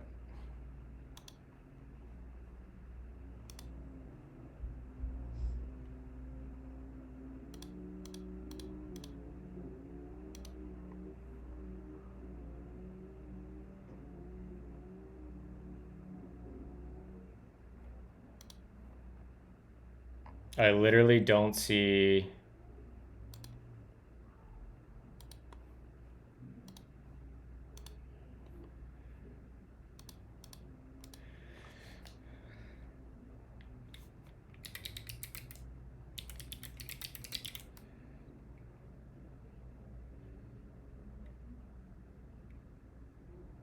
No.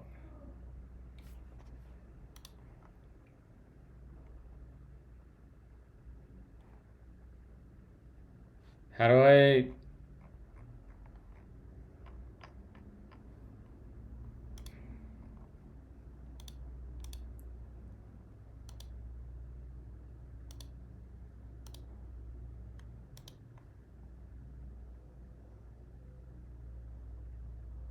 It's like the layout didn't apply.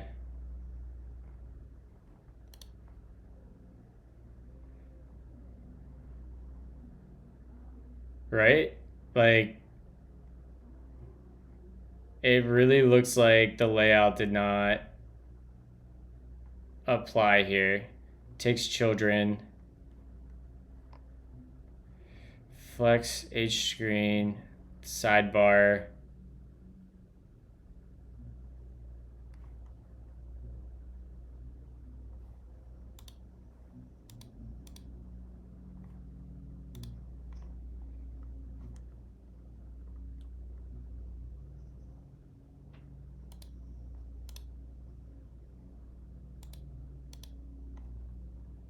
This doesn't feel like I'm on the right page.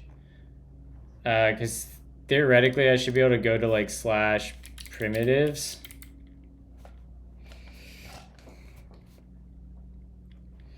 Primitive, or let's do atoms.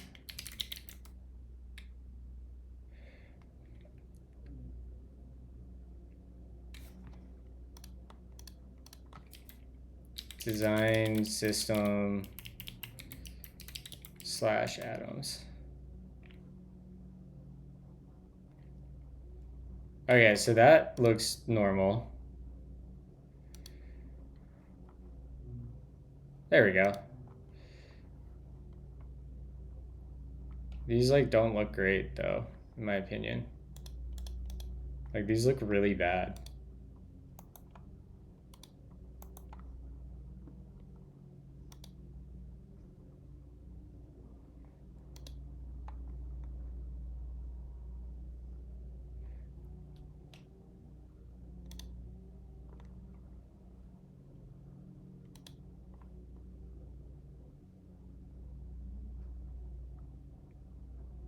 I wasn't thinking of doing the same project, quite the opposite in the end of each time frame. Specific go do.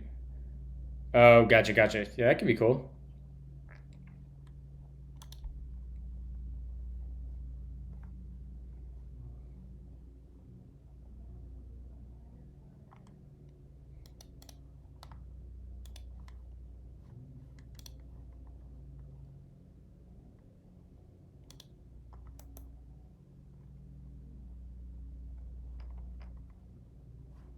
Okay.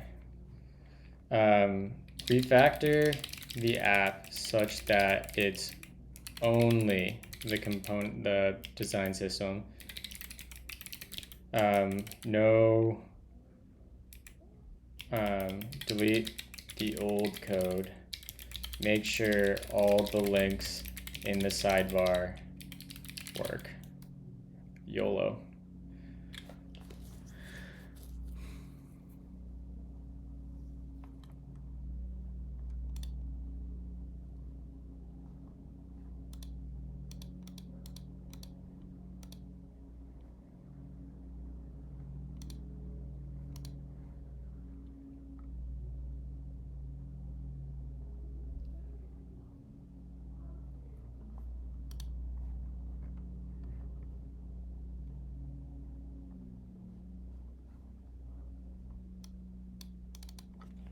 I think what I might have it do is we might clone this and the Replit one and then have Claude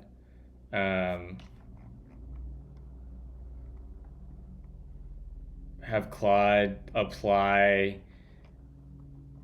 Replit's design, because this looks so much better. This did actually come out way better. I'm not gonna lie, Replit wrecked V0 in this instance.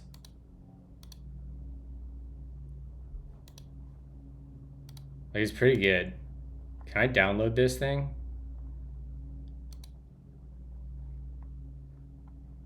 Upgrade your plan to publish. I don't really want to publish. I want to download.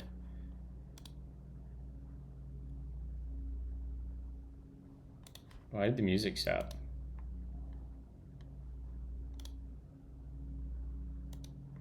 That's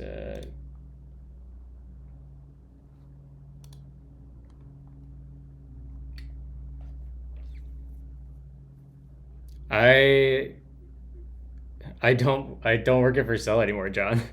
I did before.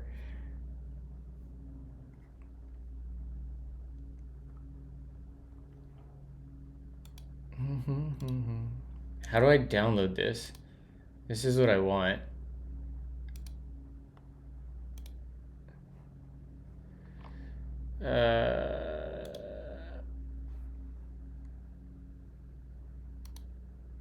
Like, I feel like... Here we go. Files, download as zip. There we go. That's what we wanted.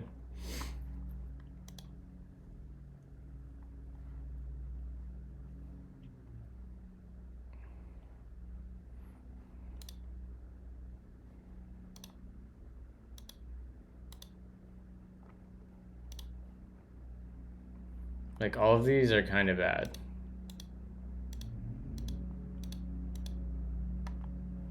Dude, I'm not gonna lie, V0 did not do great here. So we're gonna download this. We're gonna grab that, and we're gonna come over here, and we're going to go here, and we're gonna quit out of this. Create a new tab, and this will be design system. And we'll let's just change directory source, and we'll make their design system, or yeah, we can do that. And we'll copy from downloads. Where's the tilde? Where's my tilde? I always lose my tilde. Oh my god. I don't know my keybinds.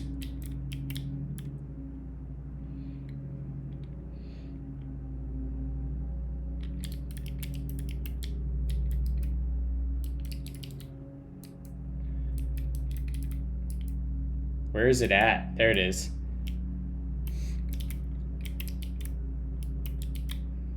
Slash downloads slash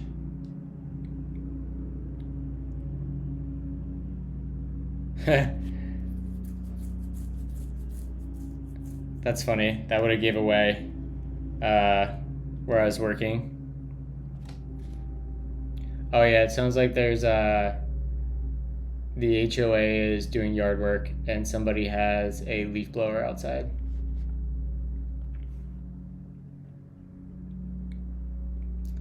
Sorry about it.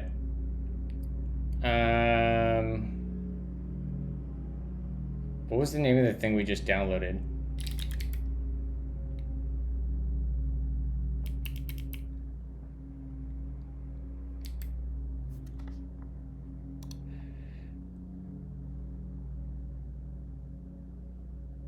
Mulroy recipes.zip.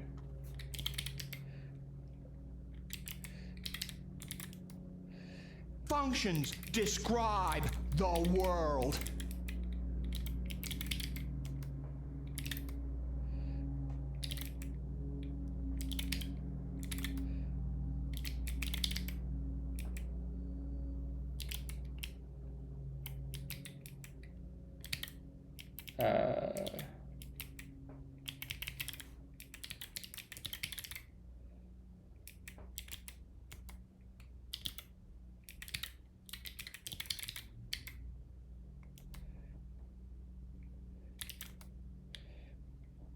All right, so in here, I want to do this.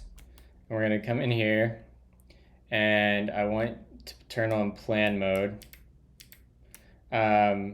Refactor this app into a design system / component library viewer. I want to use atomic design. So split our existing components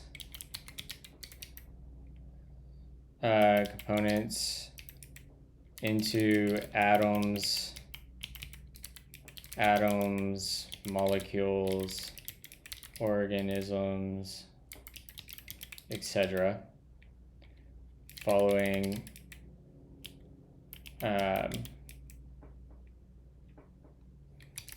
the main page should show the theme / styles with sidebar for viewing other components. Plan, go.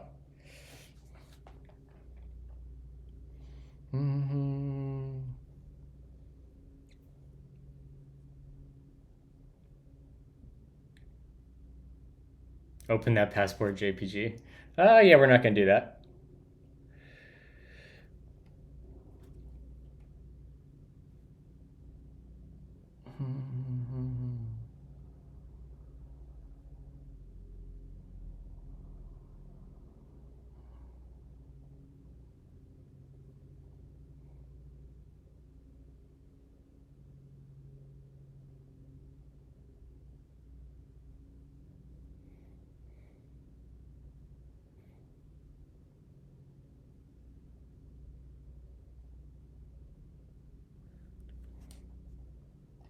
What is functional programming and why do you love it so much? Functional programming is... I don't even know how to describe functional programming. Thinking about types, composability, declarative type abstractions.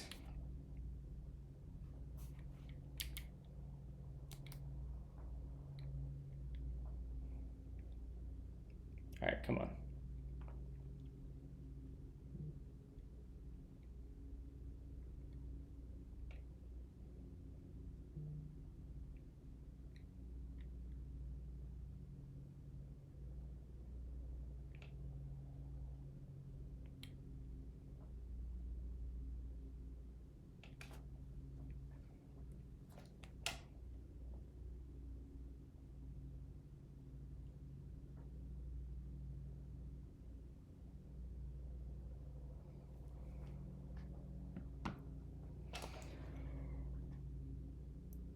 What up, Dave?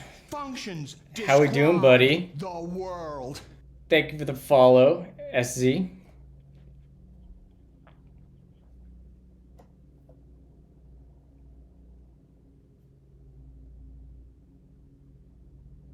I'm doing pretty well, too.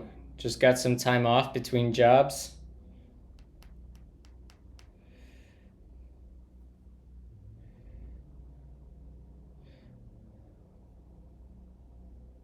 The gospel of the camel.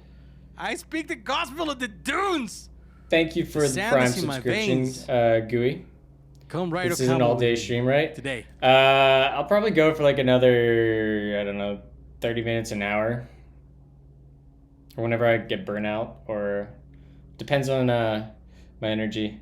I do have a call at 1 that I need to take.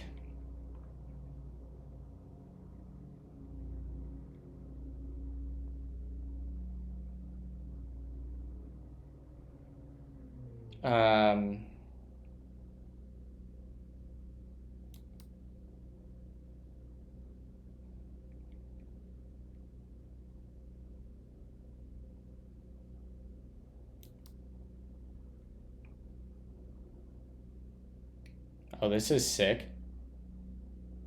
What features? I'll take that. I'll take that. I don't care about that. I'll take that.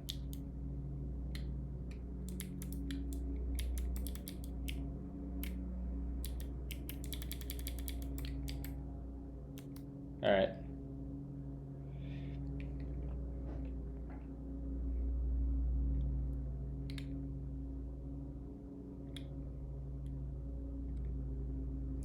Yeah, I think that's a good way to focus on what to solve rather than how to solve. I think that's decent. That's at least how what like declarative over imperative means. I don't think you have to have a strong math background to know to like take advantage of functional programming, and I think all the language around FP does it a disservice, like monads and functors and all that stuff. Like I don't think any of that's important to know to take advantage of FP.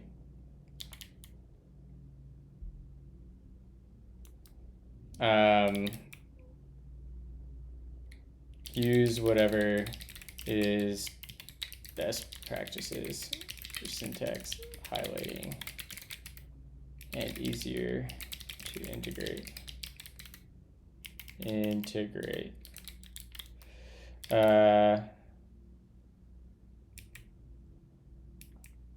Doesn't matter. You choose. Don't worry about deployment stuff.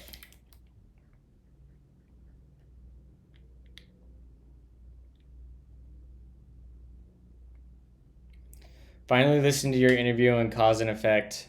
Thank you. Appreciate that. It was a great conversation with Johannes.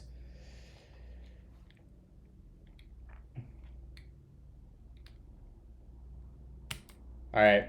Let's see if this thing can cook.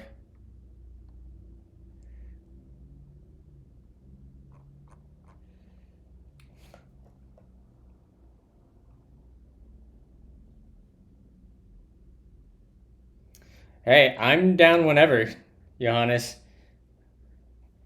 You want to do it today? We can do it today. We can get the rest of the team and we can do it that way. Like, whatever you want to do.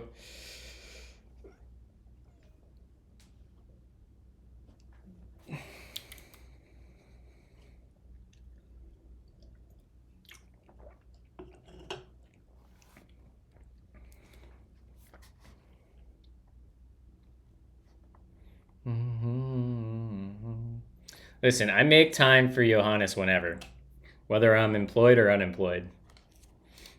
All right, well, this guy cooks. I really want to get. That's not. We can leave that. We can leave that.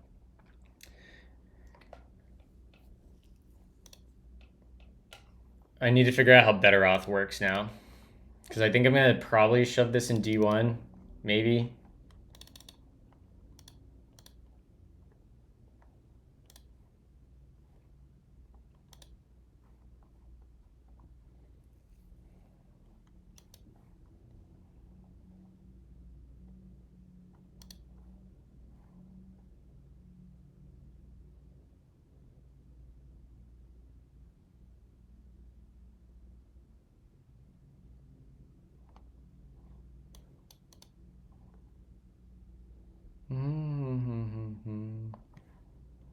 Hold on.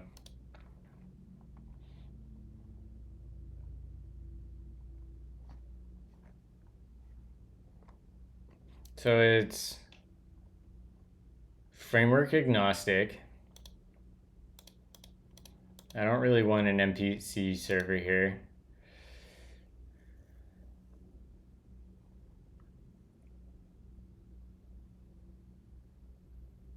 Yeah, this is what I want.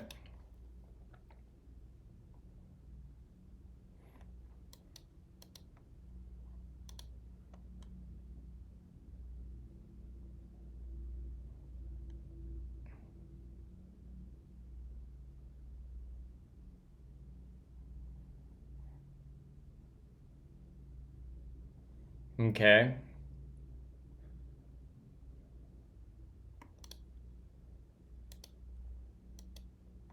All right.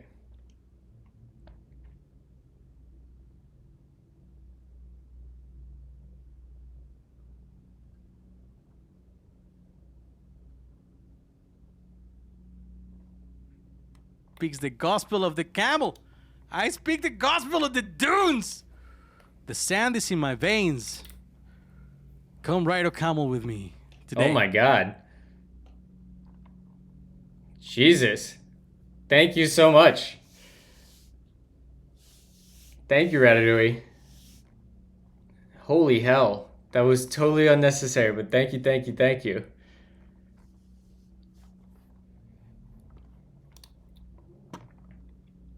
Damn. Damn is right.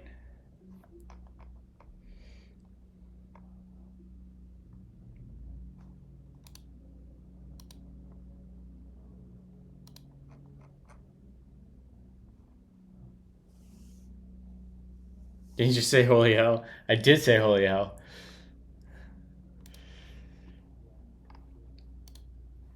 All right. Where did we just saw the schema. I want to get back to that. All right, so the core schema, the following tables, email verified.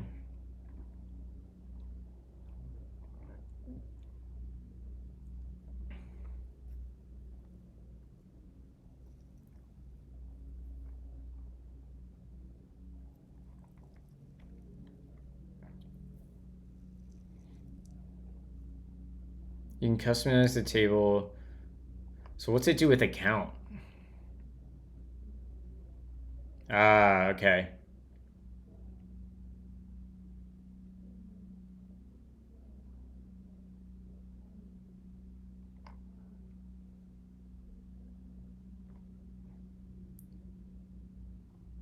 Does this map to a session ID? The account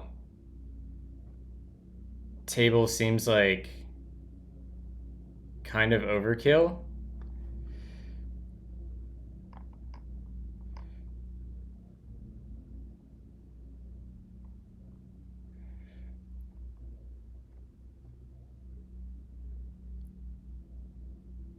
No, I guess that kind of makes sense.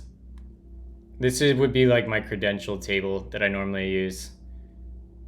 Okay. Yeah.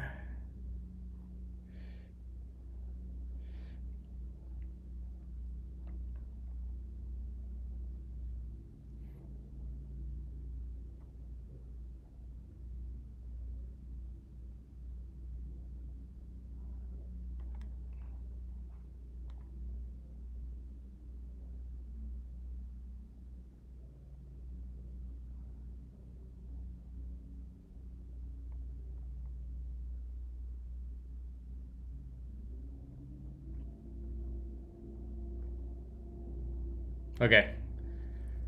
Okay, this makes sense.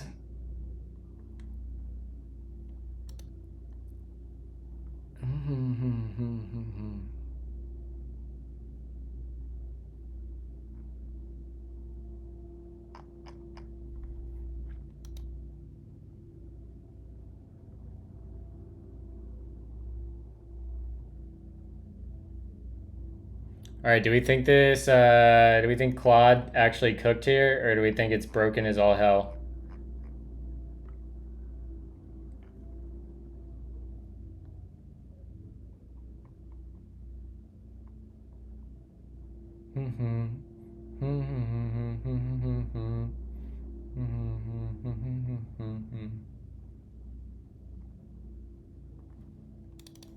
I'm betting that,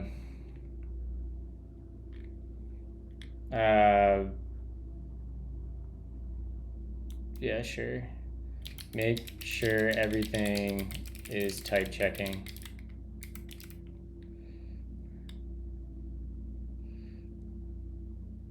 Is passing type checking.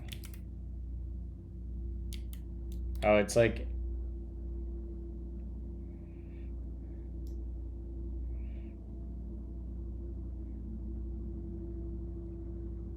it's actually doing more than I would have expected it to do.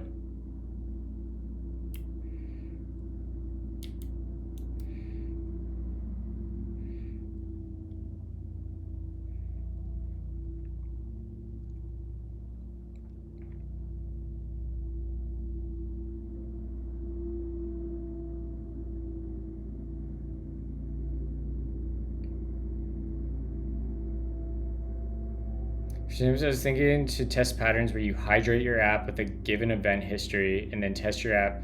That would be good. Yeah. Where are you joining after Vercel? I am going to Cloudflare. I start on the 17th.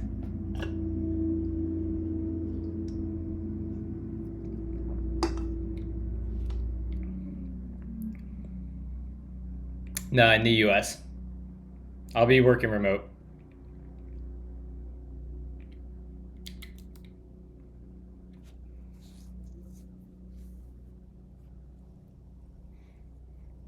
Isn't there some slight tension between Vercel and Cloudflare? No idea what you're talking about.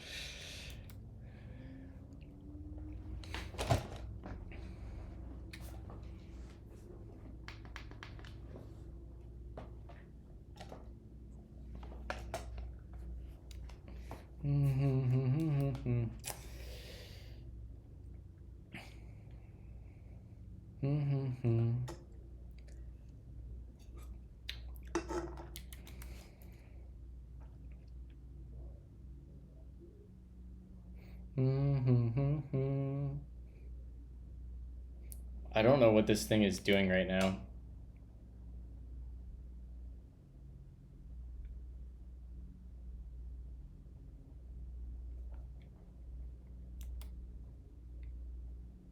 Functions describe the world.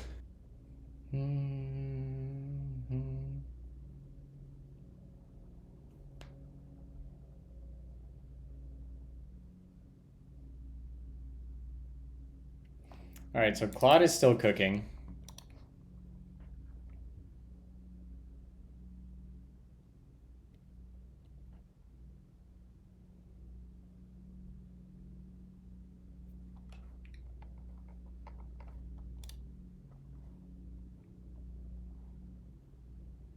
I probably want Google single sign-on.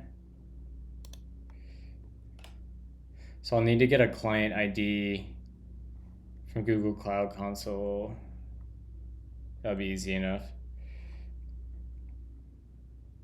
Remember how Musk and Zuckerberg wanted to cage fight, but that never happened? Maybe now that happens with Guillermo picking up Brazilian Jiu-Jitsu.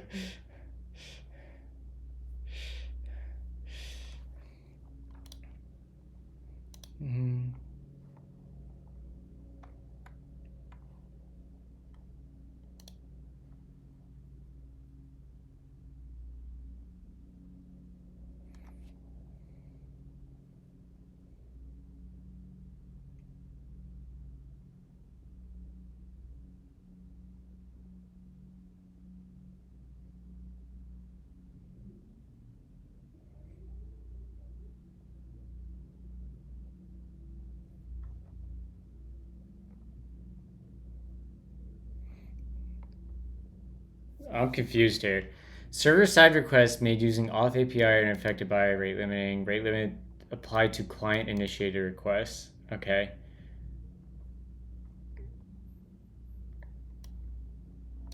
IP address isn't the best for this.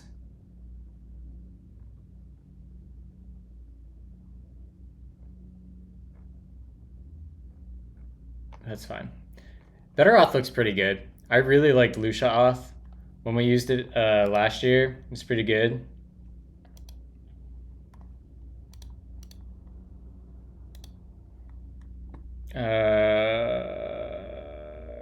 Cloudflare D1.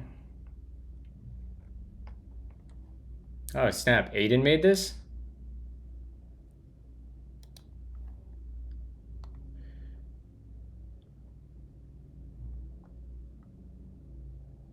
That's fire.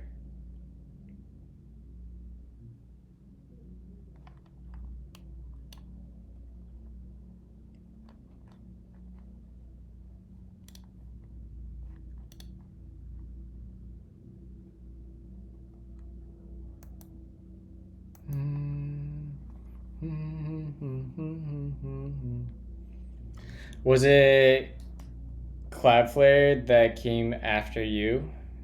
What do you mean by that, Gui?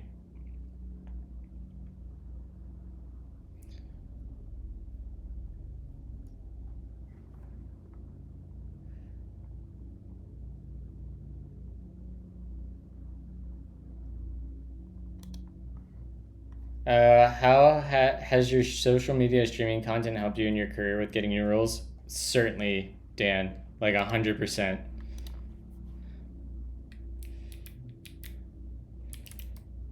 Blind dev.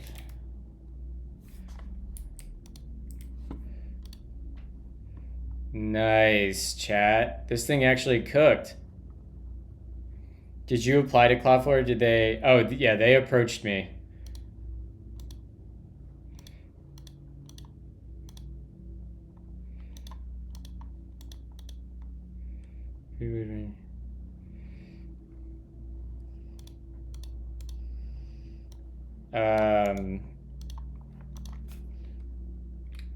So we want to go Claude dash continue, and we're going to say we're going to compact. Or actually, we can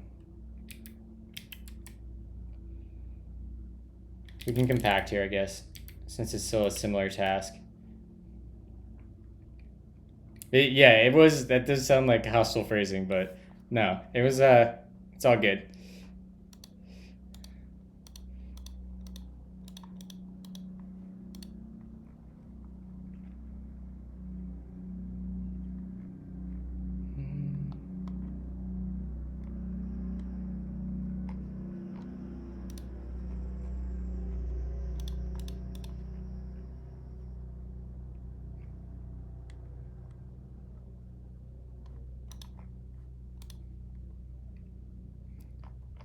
I don't know if this is correct.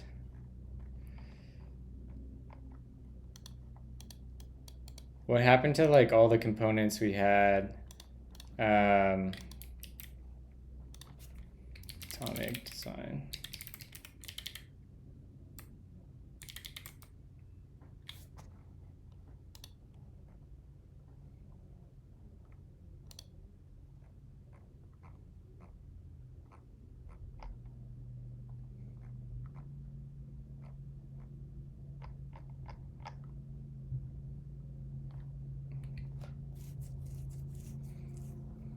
So we're gonna need it to,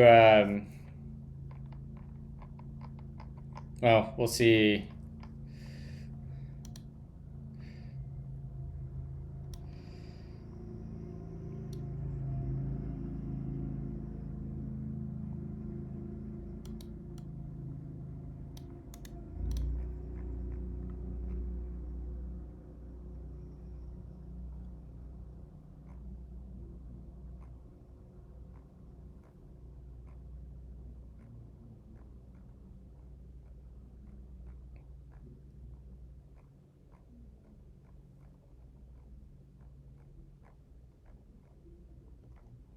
I want to make it rethink this.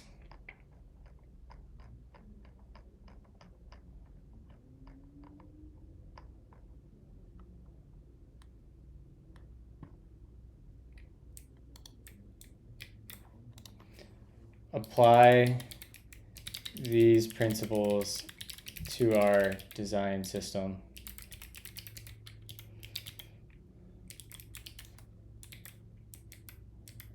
Create a plan.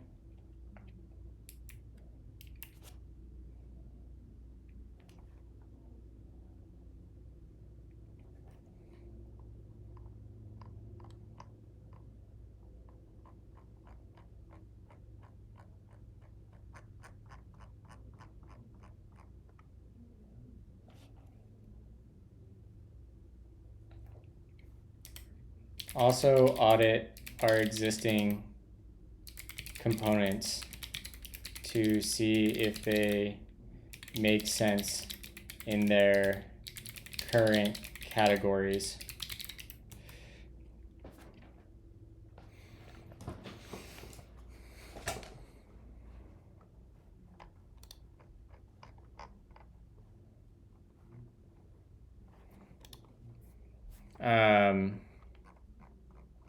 What did we say templates were?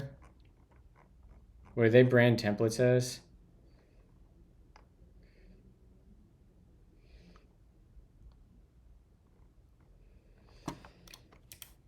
Note that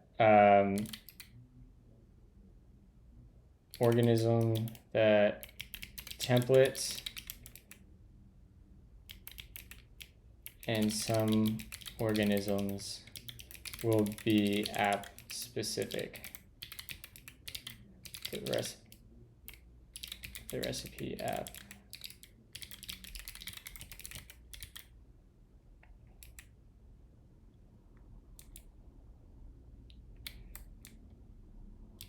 Whoops.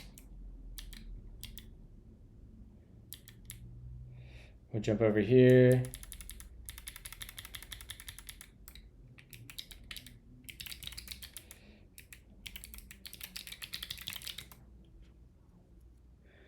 Okay. Let's let that create a plan, and then we're going to build the login form.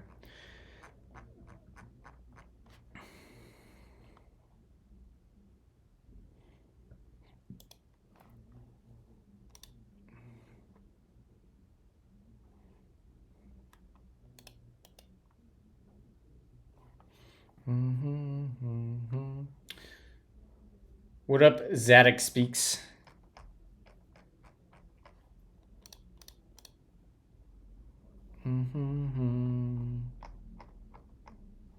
I guess we can start hooking up our domain to Cloudflare. Let's go here. We're gonna need to go to Spaceship as well.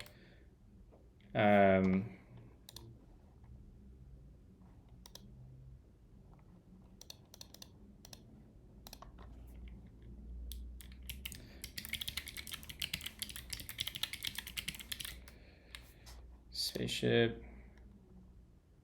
Oh, for Christ's sake.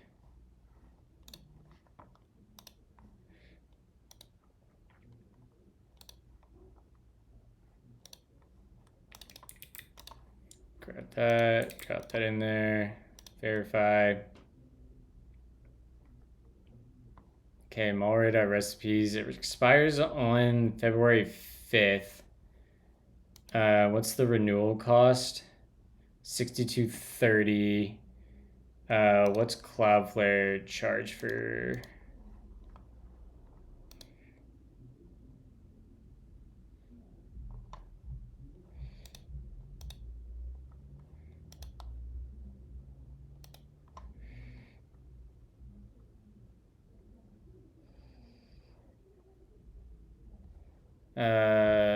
Onboard or domain.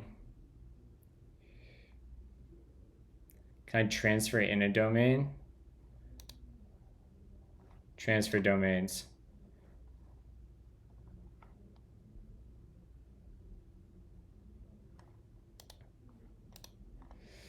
We'll do Mulroy.recipes.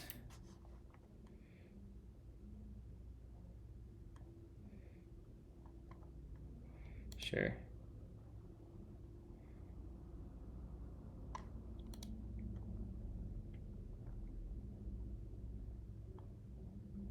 While I'm hosting this, let me tell you, working with Cloudflare domains was not fun. You've left your mark at Vercel domains, that's for sure. Yeah, like this is like overwhelming. I think they do some things better than us.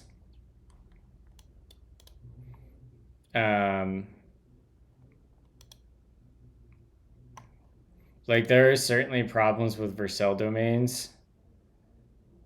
One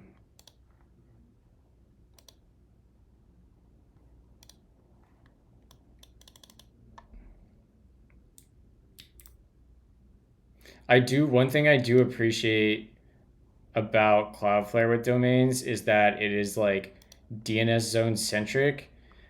At Vercel, we try to hide, we don't try, we kind of hide the fact that subdomains, like we hide a lot of DNS from you, but it like creeps in places and it makes things confusing sometimes.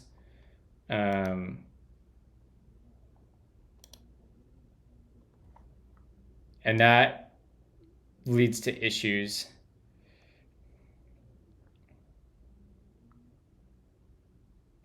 No, Vercel's not the enemy. I still deeply, deeply respect Vercel and the people there.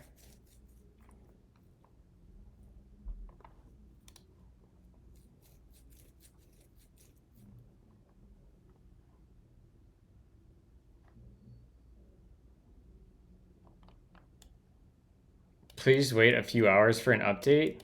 What? What?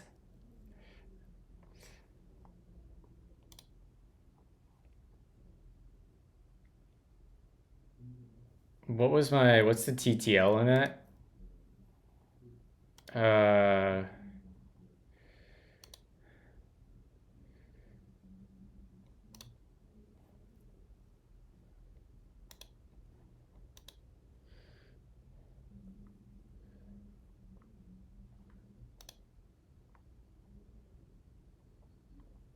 can delete that.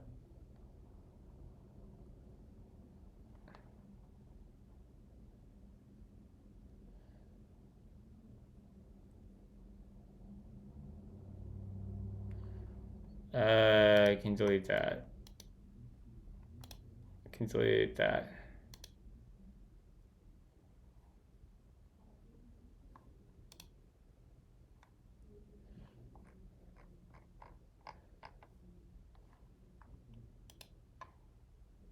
All right, well, that's propagating.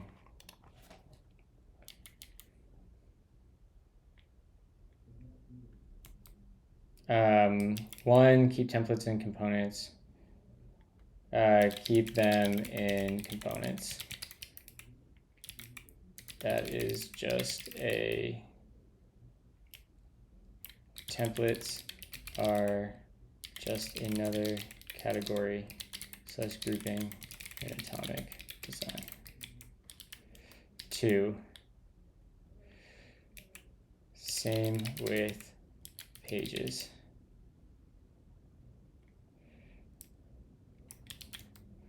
3,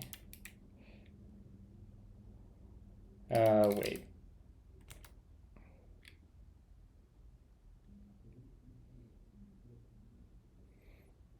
Yeah, name servers are the ones that take the longest to change.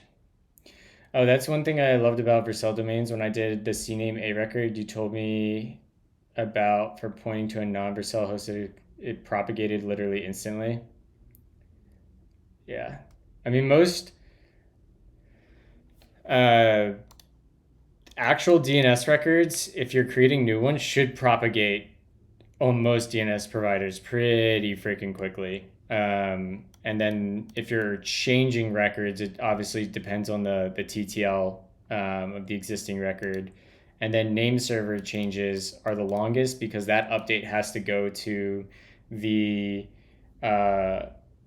root DNS zone for that TLD, and that's like managed by .recipes. I have no idea who manages .recipes. Like that change has to propagate the whole way through to the root registry. What happened with my Gleam arc? I just haven't had time or uh, real use cases for Gleam for a while. I still love Gleam. I think Gleam's an amazing programming language, and I also still think Gleam is the best intro to functional programming. Um, like at Vercel, we track how long name server propagation takes on a per TLD basis, and like when you buy a new domain, we can give you like the median time, basically the P50, or we might even give you the P like 95 on what that TLD's name server propagation times are.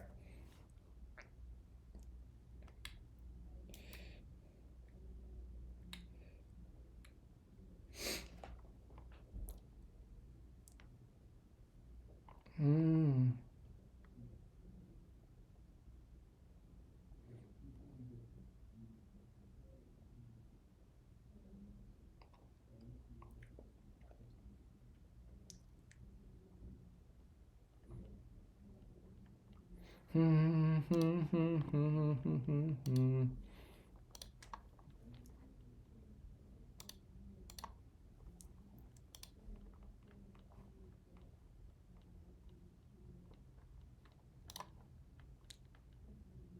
Oh my god, that's gonna drive me crazy.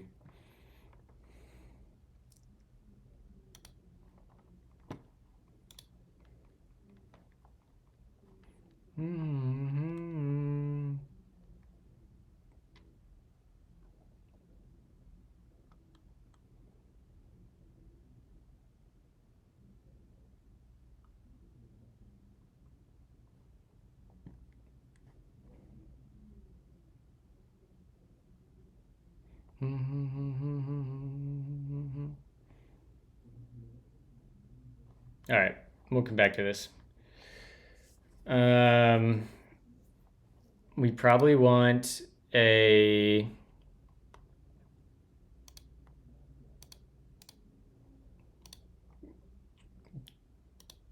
possibly.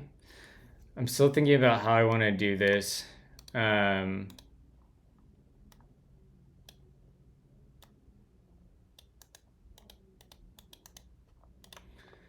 how I want to design these databases.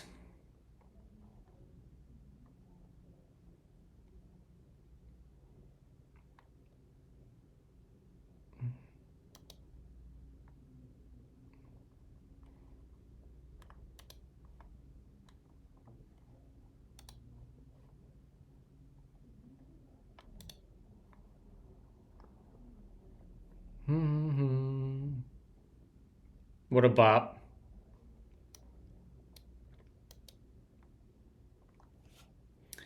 Tell her I say hello.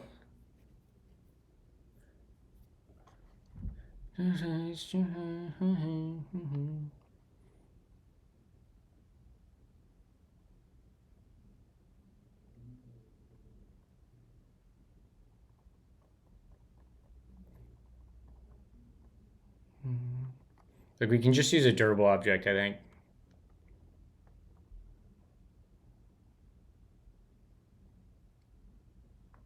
As Johannes mentioned earlier.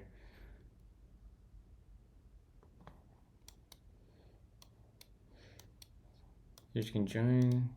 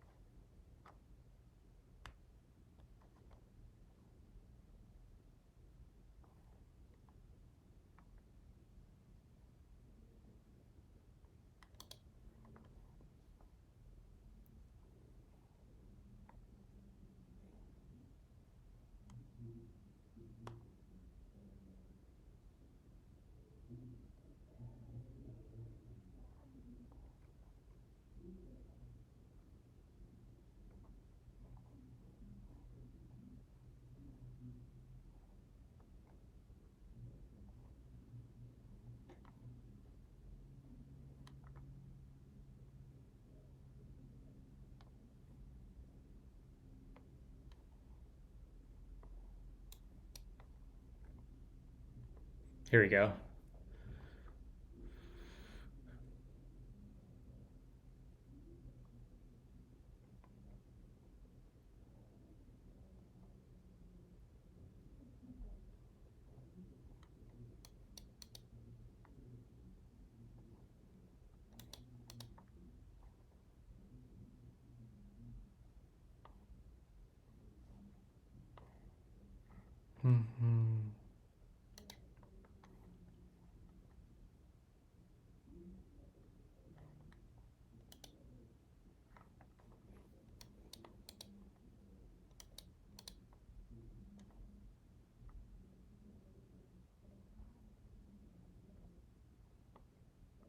Mm-hmm. Mm-hmm.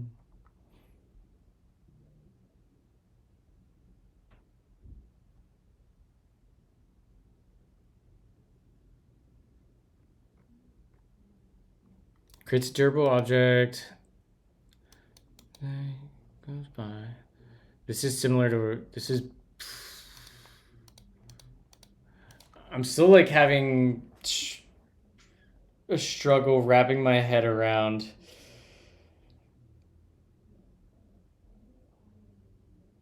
where if I use a durable object for authentication, like it feels like I still want to put my auth stuff in like D1.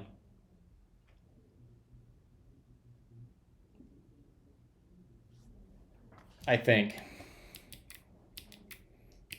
Let's see here. Fun dev.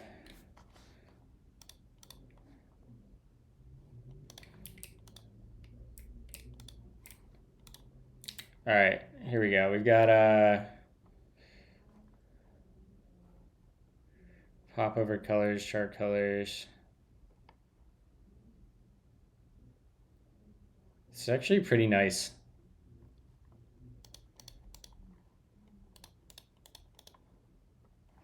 I like doing this for my apps because then like I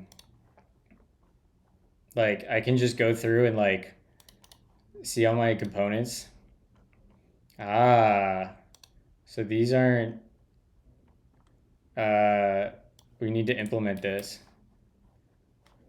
Come on. All right. Quad, continue. Let me check the context. You shouldn't need to if you have a specific auth worker.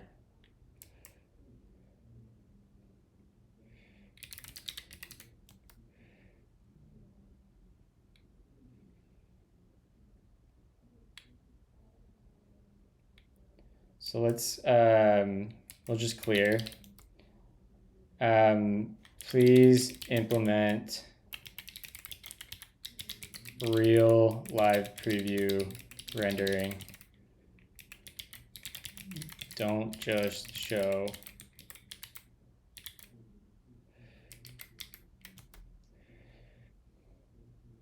Yeah, honestly.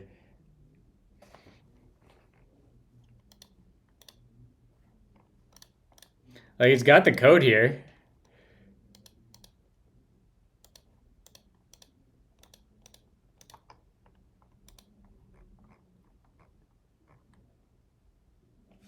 Send you a little architecture XDMs. All right, let me go pull that up.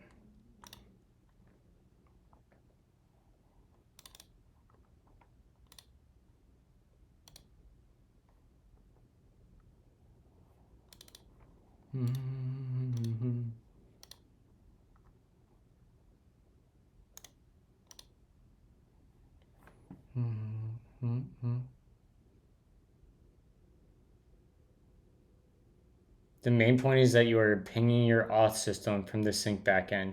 Yeah.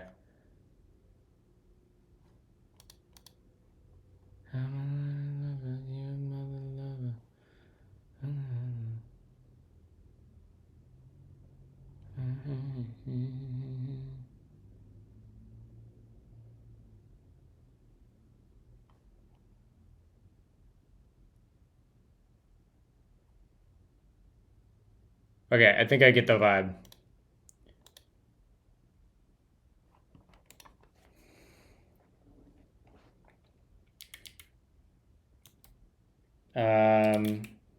Use Lucide React, that's fine.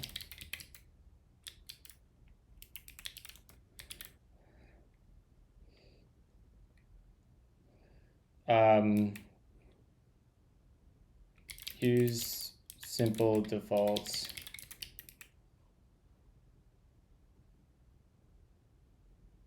But make interactive, I guess.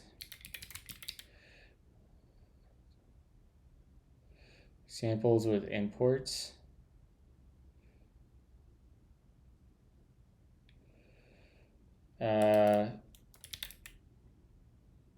All components should work. So I guess inline, I don't really know what that's asking me.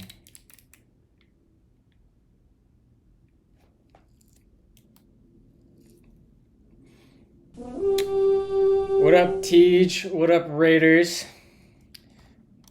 Thank you for the raid.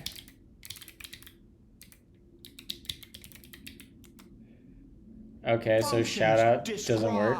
The world.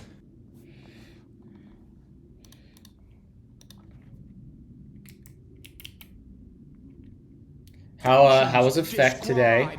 The world.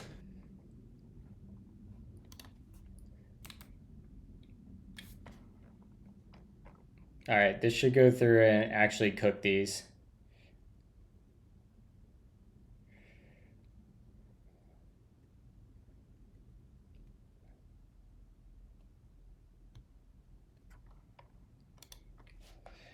What does chat think of effect so far? This is what, like day 4 or 5 of writing effect for Teej. Are we starting to pick up everything? I like this effect thing. I also like this effect thing.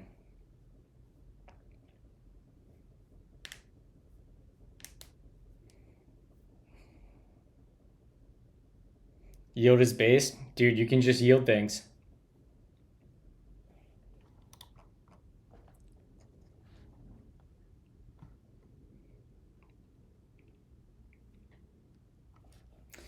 I've been writing effect for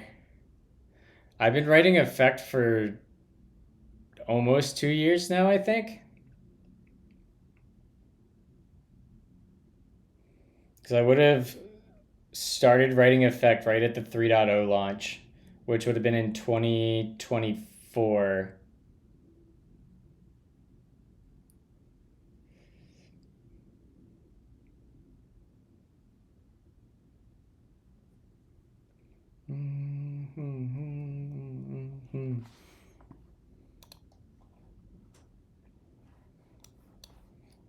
Freaking Discord, bro.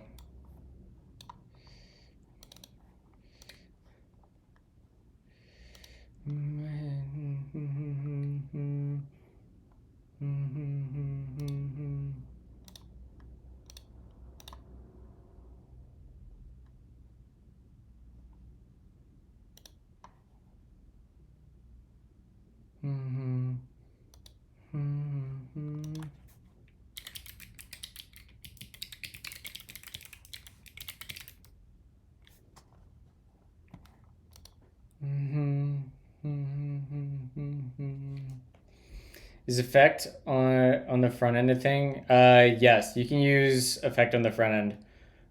In fact, we built this using effect atom on the front end. Who asked this? Don't read my name Functions out loud. describe the world. So this is all built with effect in the UI, on the UI and the backend. This is basically full stack effect here. Functions describe the world.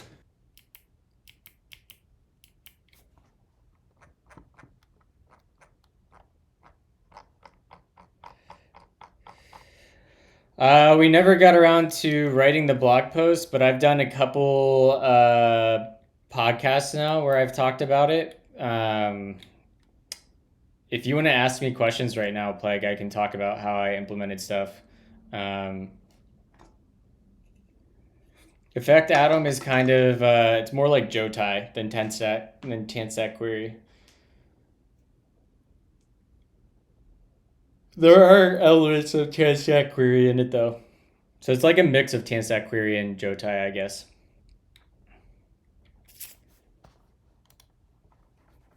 Come on, Claude.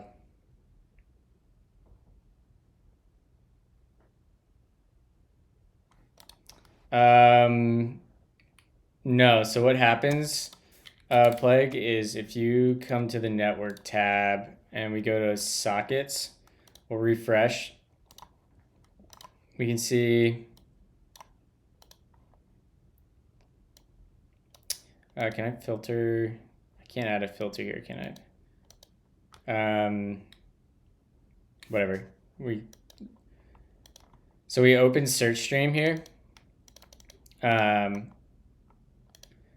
And we get back search stream initialized. Why can't I look at this? What the hell is this garbage?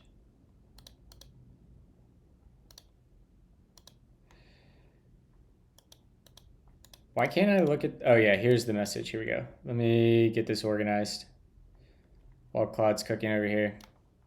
So when the page first loads, we request open search stream, and that's going to basically connect us to the WebSocket RPC server. So we'll get this thing back. We get a session ID, and then we're like connected. And then as we type, so if I come in here and I type like plague FPS, let's see here. We send this request domains message, and it has a payload of like basically all of the TLDs that are in the current viewport. So you can see that like we got com, dev, app, IO. So it sent basically requests to get information for each of those. And then you'll see all of them come back. Where's the response? Yeah. And you'll get the response back.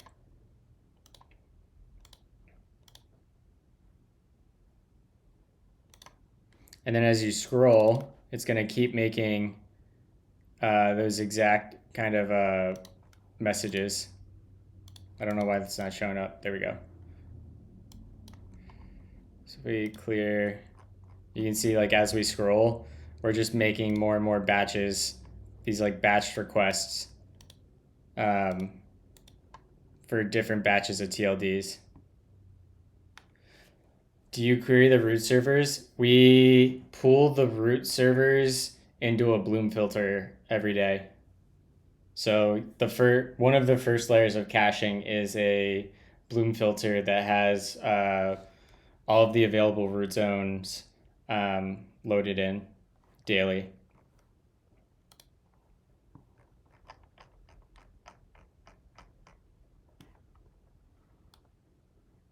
There used to be more Bloom filters, but we replaced.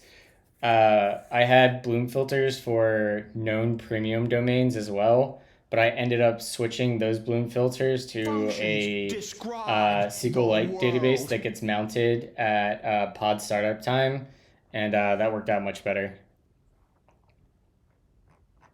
So for stuff that is like premium, we know all premium domains and premium domain prices for a bunch of TLDs, and that's cached and stored in SQLite.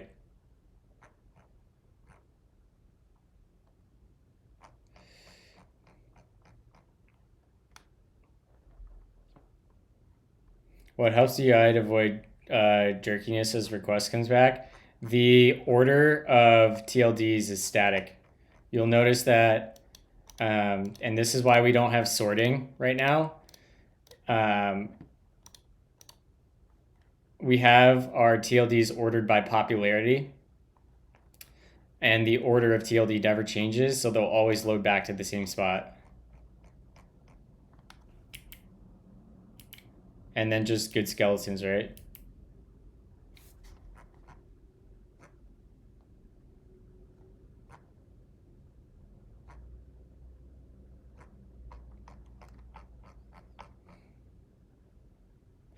SQLite, it's a read-only SQLite database. It gets updated once a day.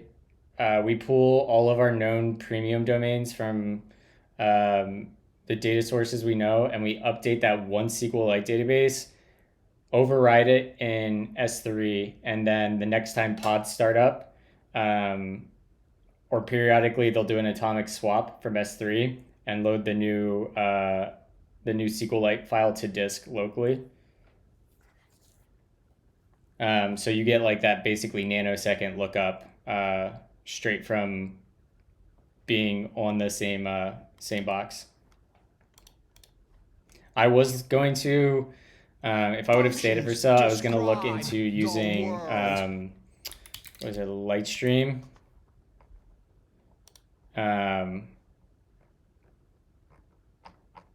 But I never got around to it.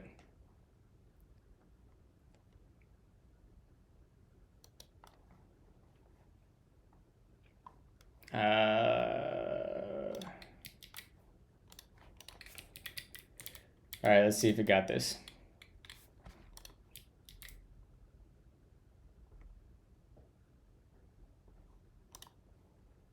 Nice. All right, now we got button variants. We got everything rendering, hopefully.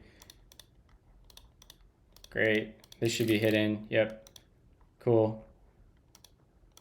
Great. Great. Great. Great.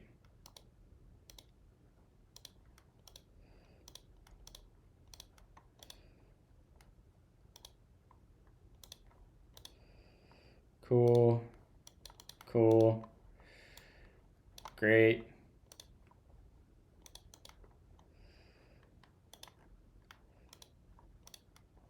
Nice. Show toast doesn't work.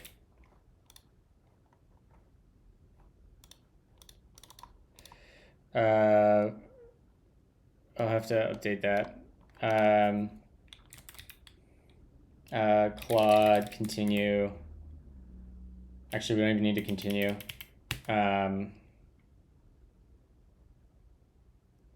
Show toast does not work on the toast component.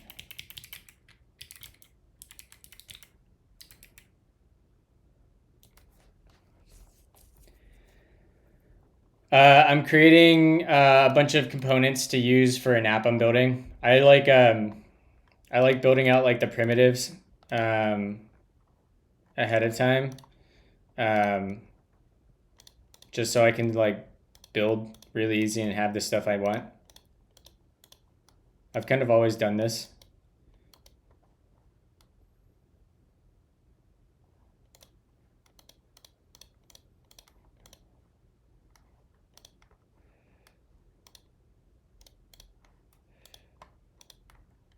That looks good. That looks good. That looks fine. Command palette. That looks good. Good. Great.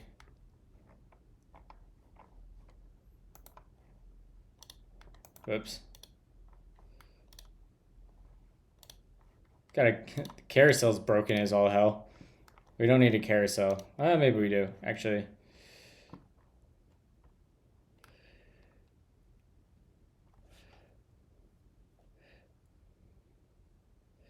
Intercepts the checkpoint step of SQLite and creates a second write ahead log which can be persisted. Yeah.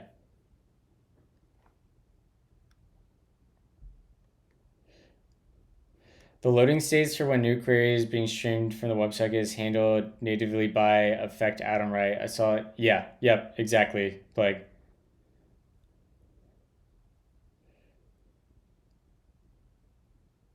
I don't know. I like building out my themes in some components so they're there. I've been streaming for less than 3 hours. I started at almost, it was like 8:40 a.m. this morning. It's only 11:40 now, 2 hours. I do have a call in 14 minutes. 3 hours and 5 minutes? No, Functions whatever. describe the world. I'm unemployed, all right? Give me a break.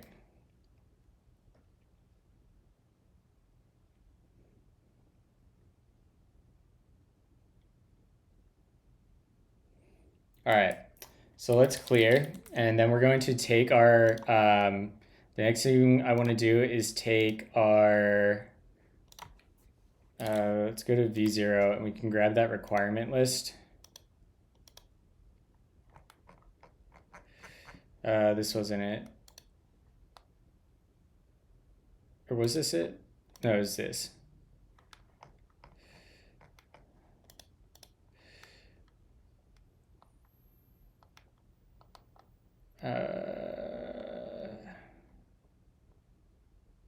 This is so bad. I hate this.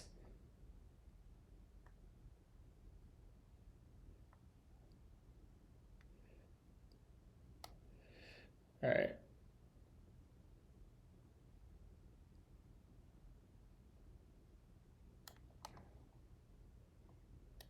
Where did we have that? It was like in a list somewhere before.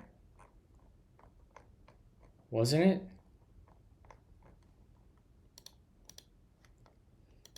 Is it in here?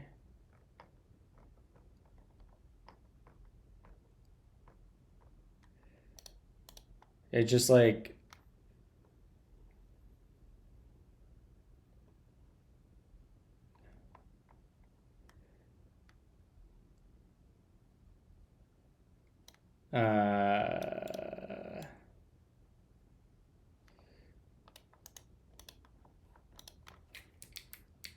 format this as a bulleted list.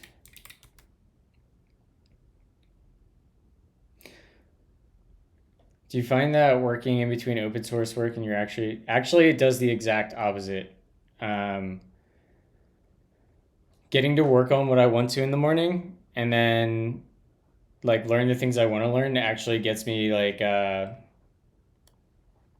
don't know, the brain juice is going for the day. I want to play around with effect to add more and 10 seconds start. Probably gonna do it up plague.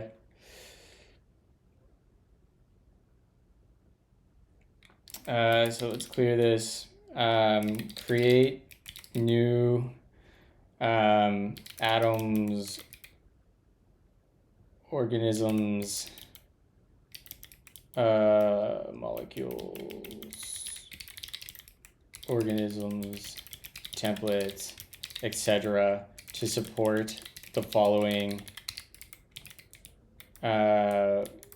features.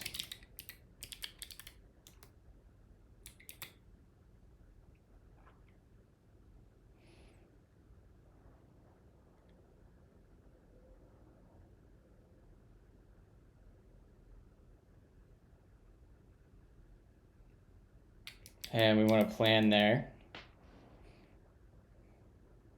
I don't use Cursor. I use NeoVim, so I just use Claude.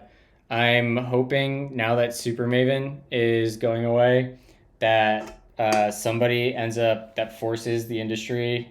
It might end up being the open code guys. I want a good tab model for NeoVim. Once I have a good tab model for NeoVim, I will be so happy.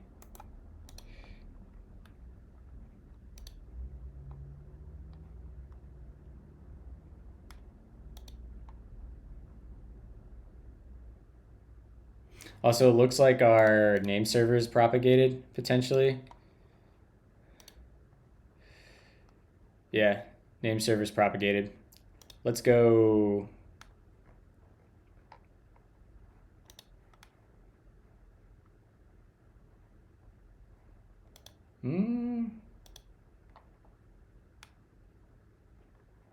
My name servers are definitely not that.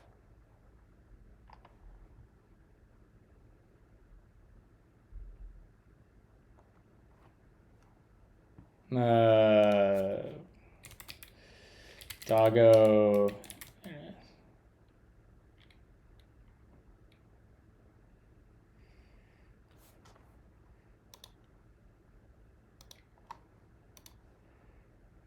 That's not right.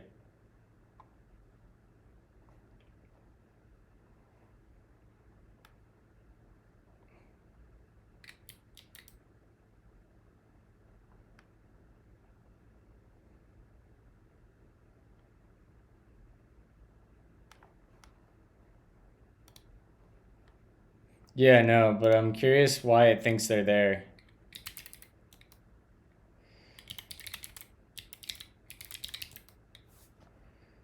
I already have this start on GitHub, dog.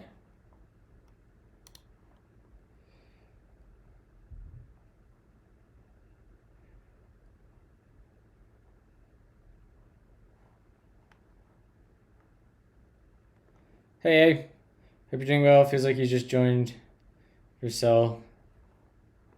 But time is soup. I know. I am actually going to Cloudflare, and I should be streaming regularly again. I've always wondered how subdomains work with domains. I have a domain with Cloudflare, and I don't see any docs for creating subdomains. Traitor. Sorry, not sorry. So, like, if you want to add a subdomain, I wish that it auto detected that this was stale. So I can just delete that.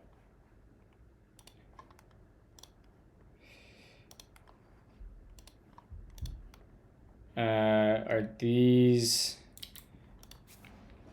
let's see here. Doggo a Malroy.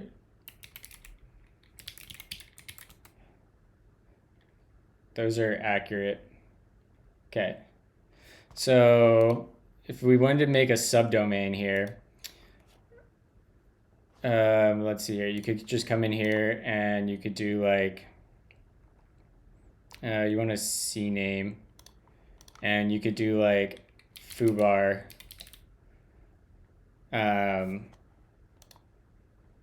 And you could just do Malroy dot recipes.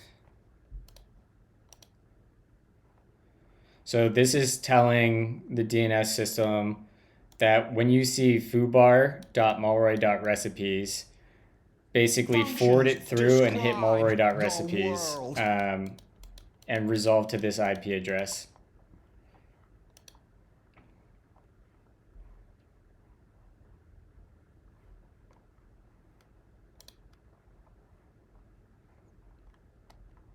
Can I not change my TTL on this? But yeah, that's kind of how you do subdomains.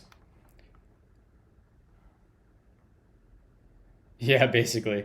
You can also stick an A record on a subdomain. So you can come in here. A records are just straight up IP addresses. So like, you could do like code with Josh, and like I could have that resolved to, I don't even know. I'll just do 192.168.0.1, right?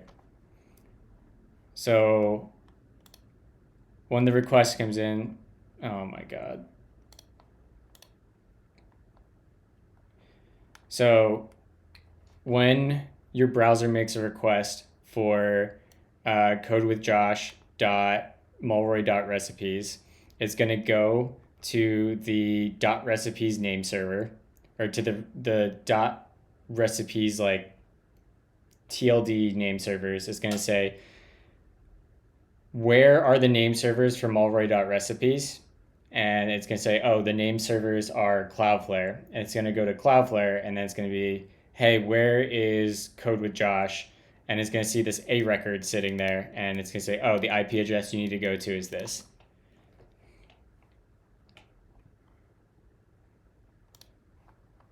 Functions describe the world. So yeah, that's kind of the gist.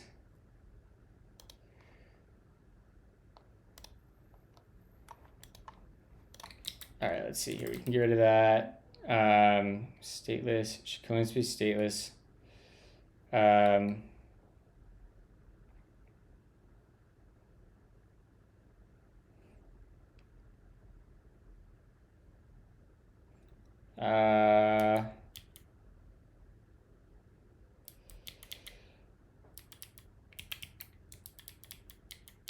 You can just do a mixed approach.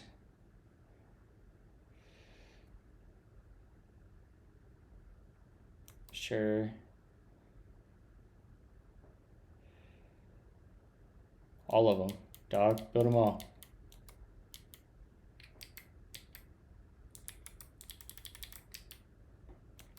Cook. I want to use a subdomain for a CMS for my website. I can host static sites on subdomains as a separate website. Yep, exactly. There is some, we're just gonna have Claude do this. There are some like ramifications of doing that.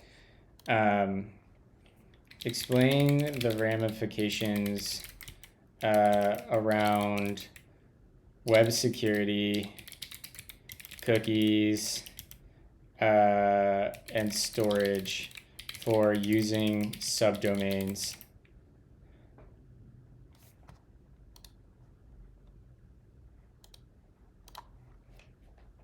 What up, Buffy?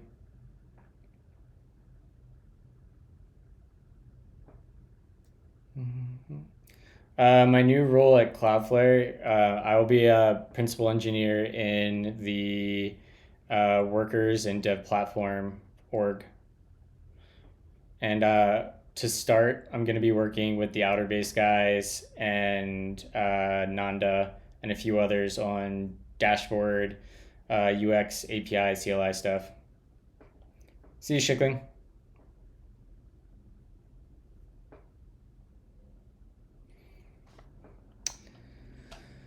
If one subdomain is compromised, broadly scoped cookies can be stolen and used across all subdomains. Yeah. You got to be careful, or you have to be somewhat careful with cookies.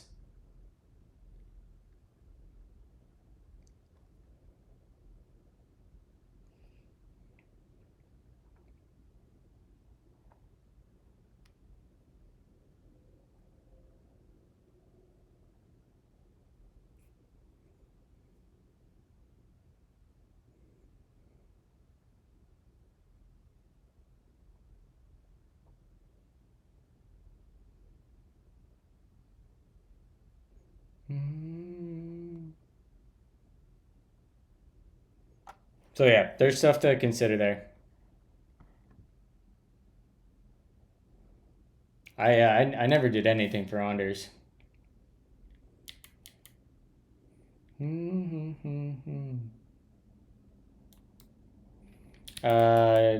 Don't worry about auth.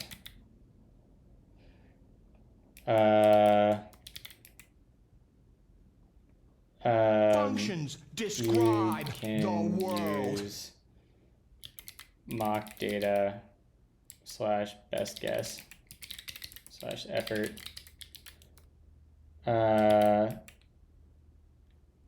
You can just use mock API interface.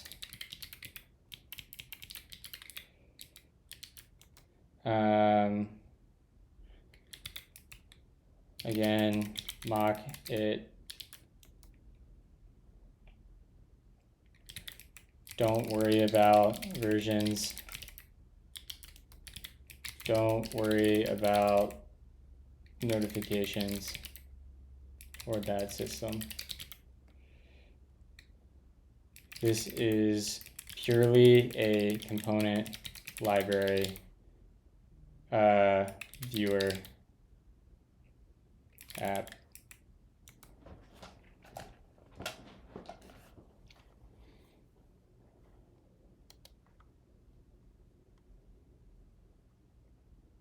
It's funny, the meeting that Anders is going to, oh fuck, I do have a meeting right now. I got a the meeting that Anders going to is one I scheduled while I was still at Vercel. That he has to go to as mandatory now. But I am got to take my own call here, so we will raid Alley, and we're gonna do a little raid. And the hell is happening here?